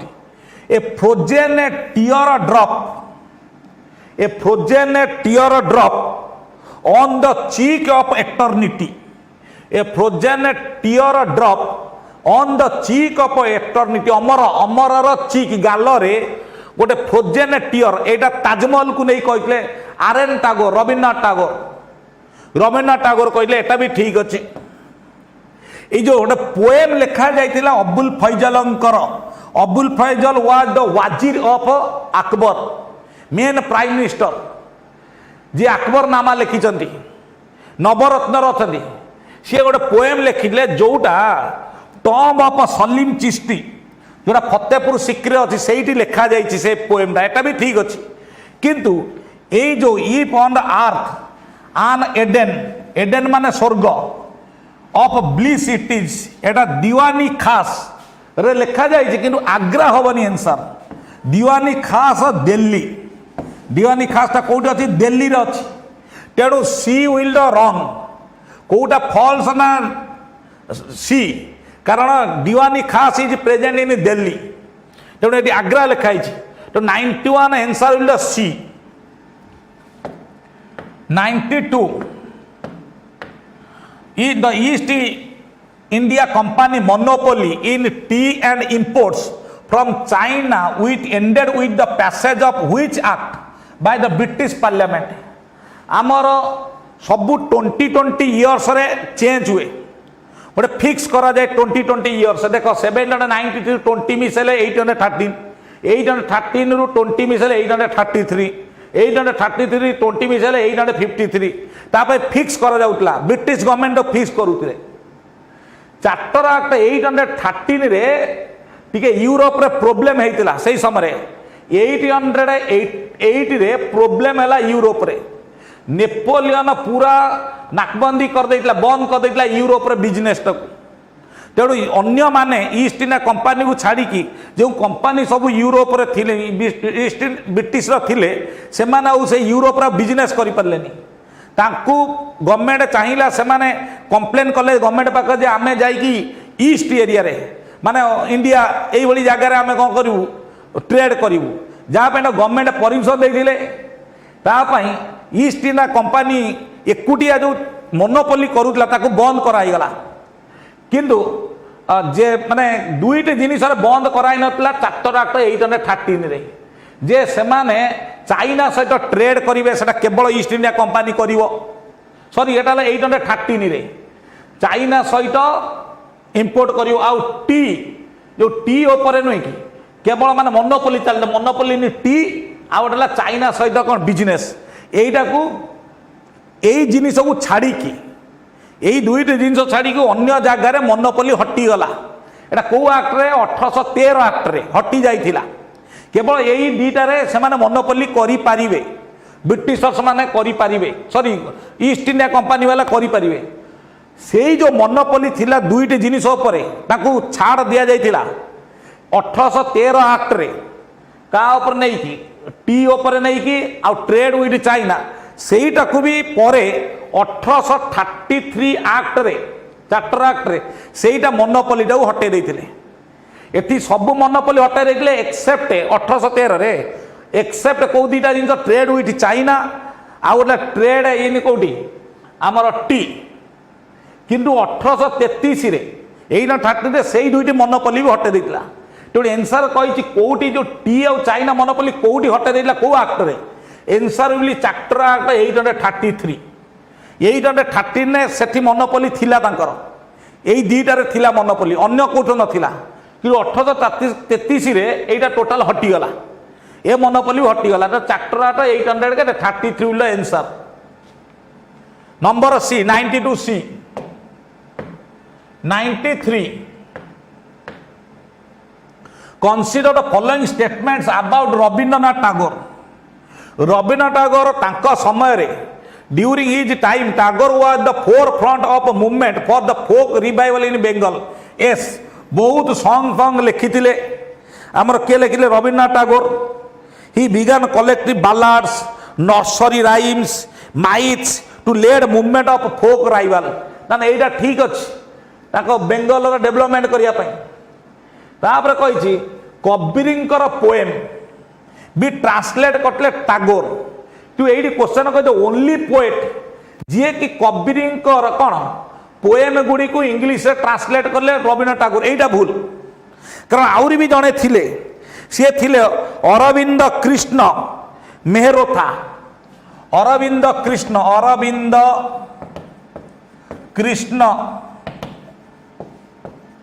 मेहरोथा आउ जड़े थिले पोएट सी भी करथिले कौन कबीरंकर जति पोएम कबीर 15 सेंचुरी कबीरंकर जति पोएम इंग्लिश ट्रांसलेट करथिले सी भी करथिले अरविंद घोष भी करथिले एटी कहि ओनली पोएट टागोर नो आउ जड़े पोएट भी थिला अरविंद कृष्ण मेहरोता सी भी करथिले तेणु eight of only one answer of only one eight से कहि सी भी करिसथि अरविंद्रनाथ टागोर करिसथि किंतु ओनली जो कहिसथि भूल आउ पोएट भी थिले जे कि माने ट्रांसलेट करिथिले तो 93 ओनली वन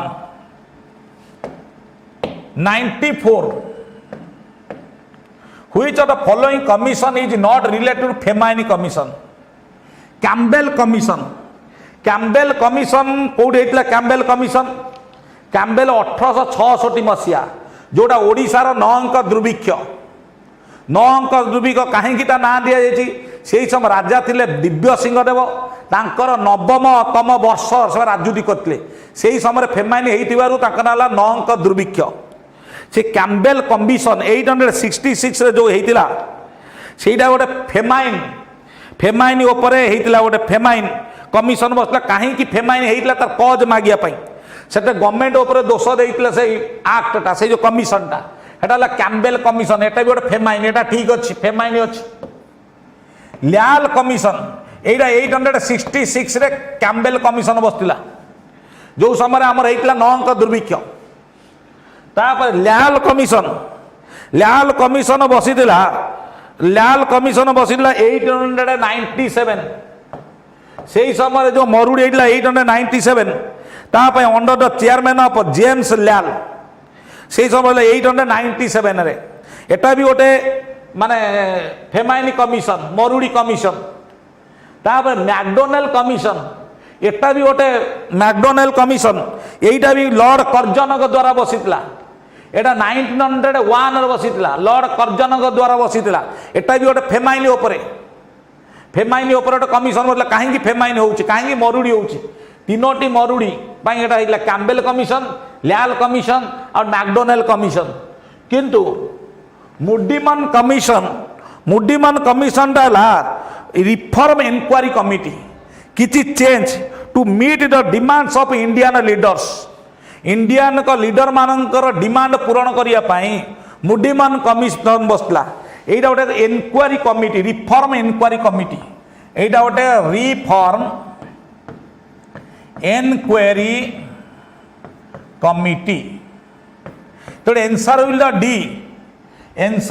डी कार कैम्बेल कमिशन 1866 लैंड कमिशन बसला केते 897 तापर आमर मैकडोनाल्ड कमिशन बसला 901 एटा लॉर्ड कर्जन समय ये तीनोटी जाक है फेमाइन कमिशन कि एटा है आमर जोटा आमर मुडीमन कमिशन एटा रिफॉर्म इंक्वायरी कमिटी रिफॉर्म करिया पाई तो answer 94 D 95 who are the president of session Lucknow session जोटी लखनऊ पैक्ट होता that is in 1916 Lucknow pact से आमर थिले INC president AC Majumdar Ambika Charan Majumdar was INC president जोटे मुस्लिम माने भी जोग देइथिले गोटे Muslim Hindu Muslim unity with the help of Mohammad Ali Jinnah से सरोजिनी नायडू मोहम्मद अली जिन्ना कहले the architect of Hindu Muslim unity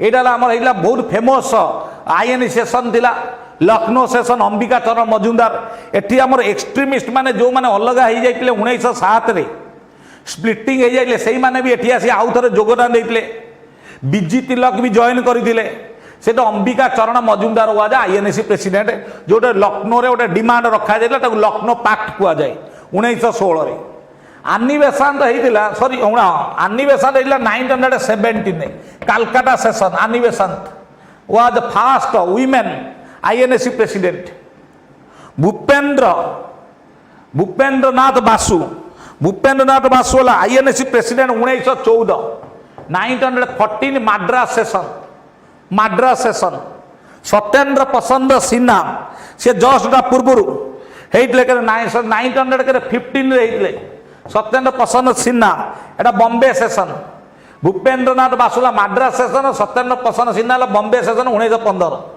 तेणु क्वेश्चन कही आईएनई सेशन हुए लखनऊ पैक्ट साइन कर Lucknow session AC Majumdar Ambika Charan Majumdar was INC president 95 answer will be 96 who among the following was the founder of the Rast Goftar गोटे Gujarati news paper यहाँ आम लिखिले दादा भाई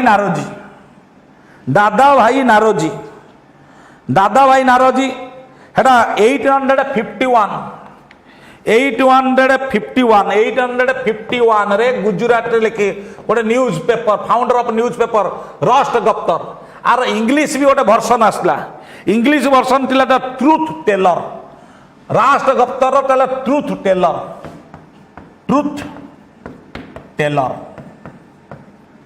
गोटे न्यूज पेपर राष्ट्र गप्तर आउ तार इंग्लिश वर्सन ट्रूथ टेलर 851 रे Dada Bhai Naoroji who among the following was the founder of राष्ट्र गप्तर ए गुजरात न्यूज पेपर के दादा भाई नारोजी एटा इंग्लिश रहितला गुजरात रे बिला गुजरात रे जोटा राष्ट्र गप्तर आउ जोटा इंग्लिश रहितला ट्रूथ टेलर तेणु आंसर भी दादा भाई नारोजी किट्टूर अपराइजिंग एटा ला कर्नाटक कित्तूर गोटे कित्तूर डायनेस्टी थिले गोटे कित्तूर माने थिले कित्तूर डायनेस्टी थिले हेला तांकर एक्चुअली तांकर राजा मरीगले राजा जेतबेले मरीगले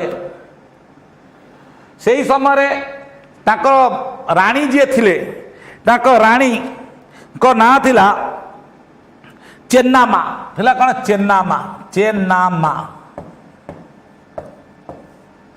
तांको पुओ भी मरीगले तांको हजबैंड भी मरीगले तांको पुओ भी मरीगले तांको हजबैंड मरीगले 816 रे तांको पुओ मरीगले 824 रे सेठू सी जन आडप्ट कले गोटे पिला आडप्ट कले तांकर डायनेस्टी माने कंटिन्यू करिया पाई को डायनेस्टी कित्तूर डायनेस्टी किंतु सही समय ब्रिटिश वाले ताकू कहले ब्रिटिश वाला मना कले जे तुम्हें आडप्ट करि परिबो नाही सेही पाई तांकर राज्य को ब्रिटिश कबल बचाइया चेन्नामा लड़ी थिले आ चेन्नामा पर अटैक करने 1924 गोटे रिवोल्ट होता जोटे कि बॉम्बे रु ब्रिटिश 200 सोल्जर्स और 2टा ऑफिसर आसते आसिक चेन्नामा पर अटैक करते चेन्नामार जो आमर जो कित्तूर अपराइजिंग देखा जाइला कित्तूर डायनेस्टी कित्तूर वाला सब जो थिले सोल्जर्स से माने हरै देइतले ब्रिटिश वाला जहाँद्वारा कि आउ ब्रिटिश मान हरै देइतले आउ ताको कबल आगे जो 2टी ऑफिसर को सारा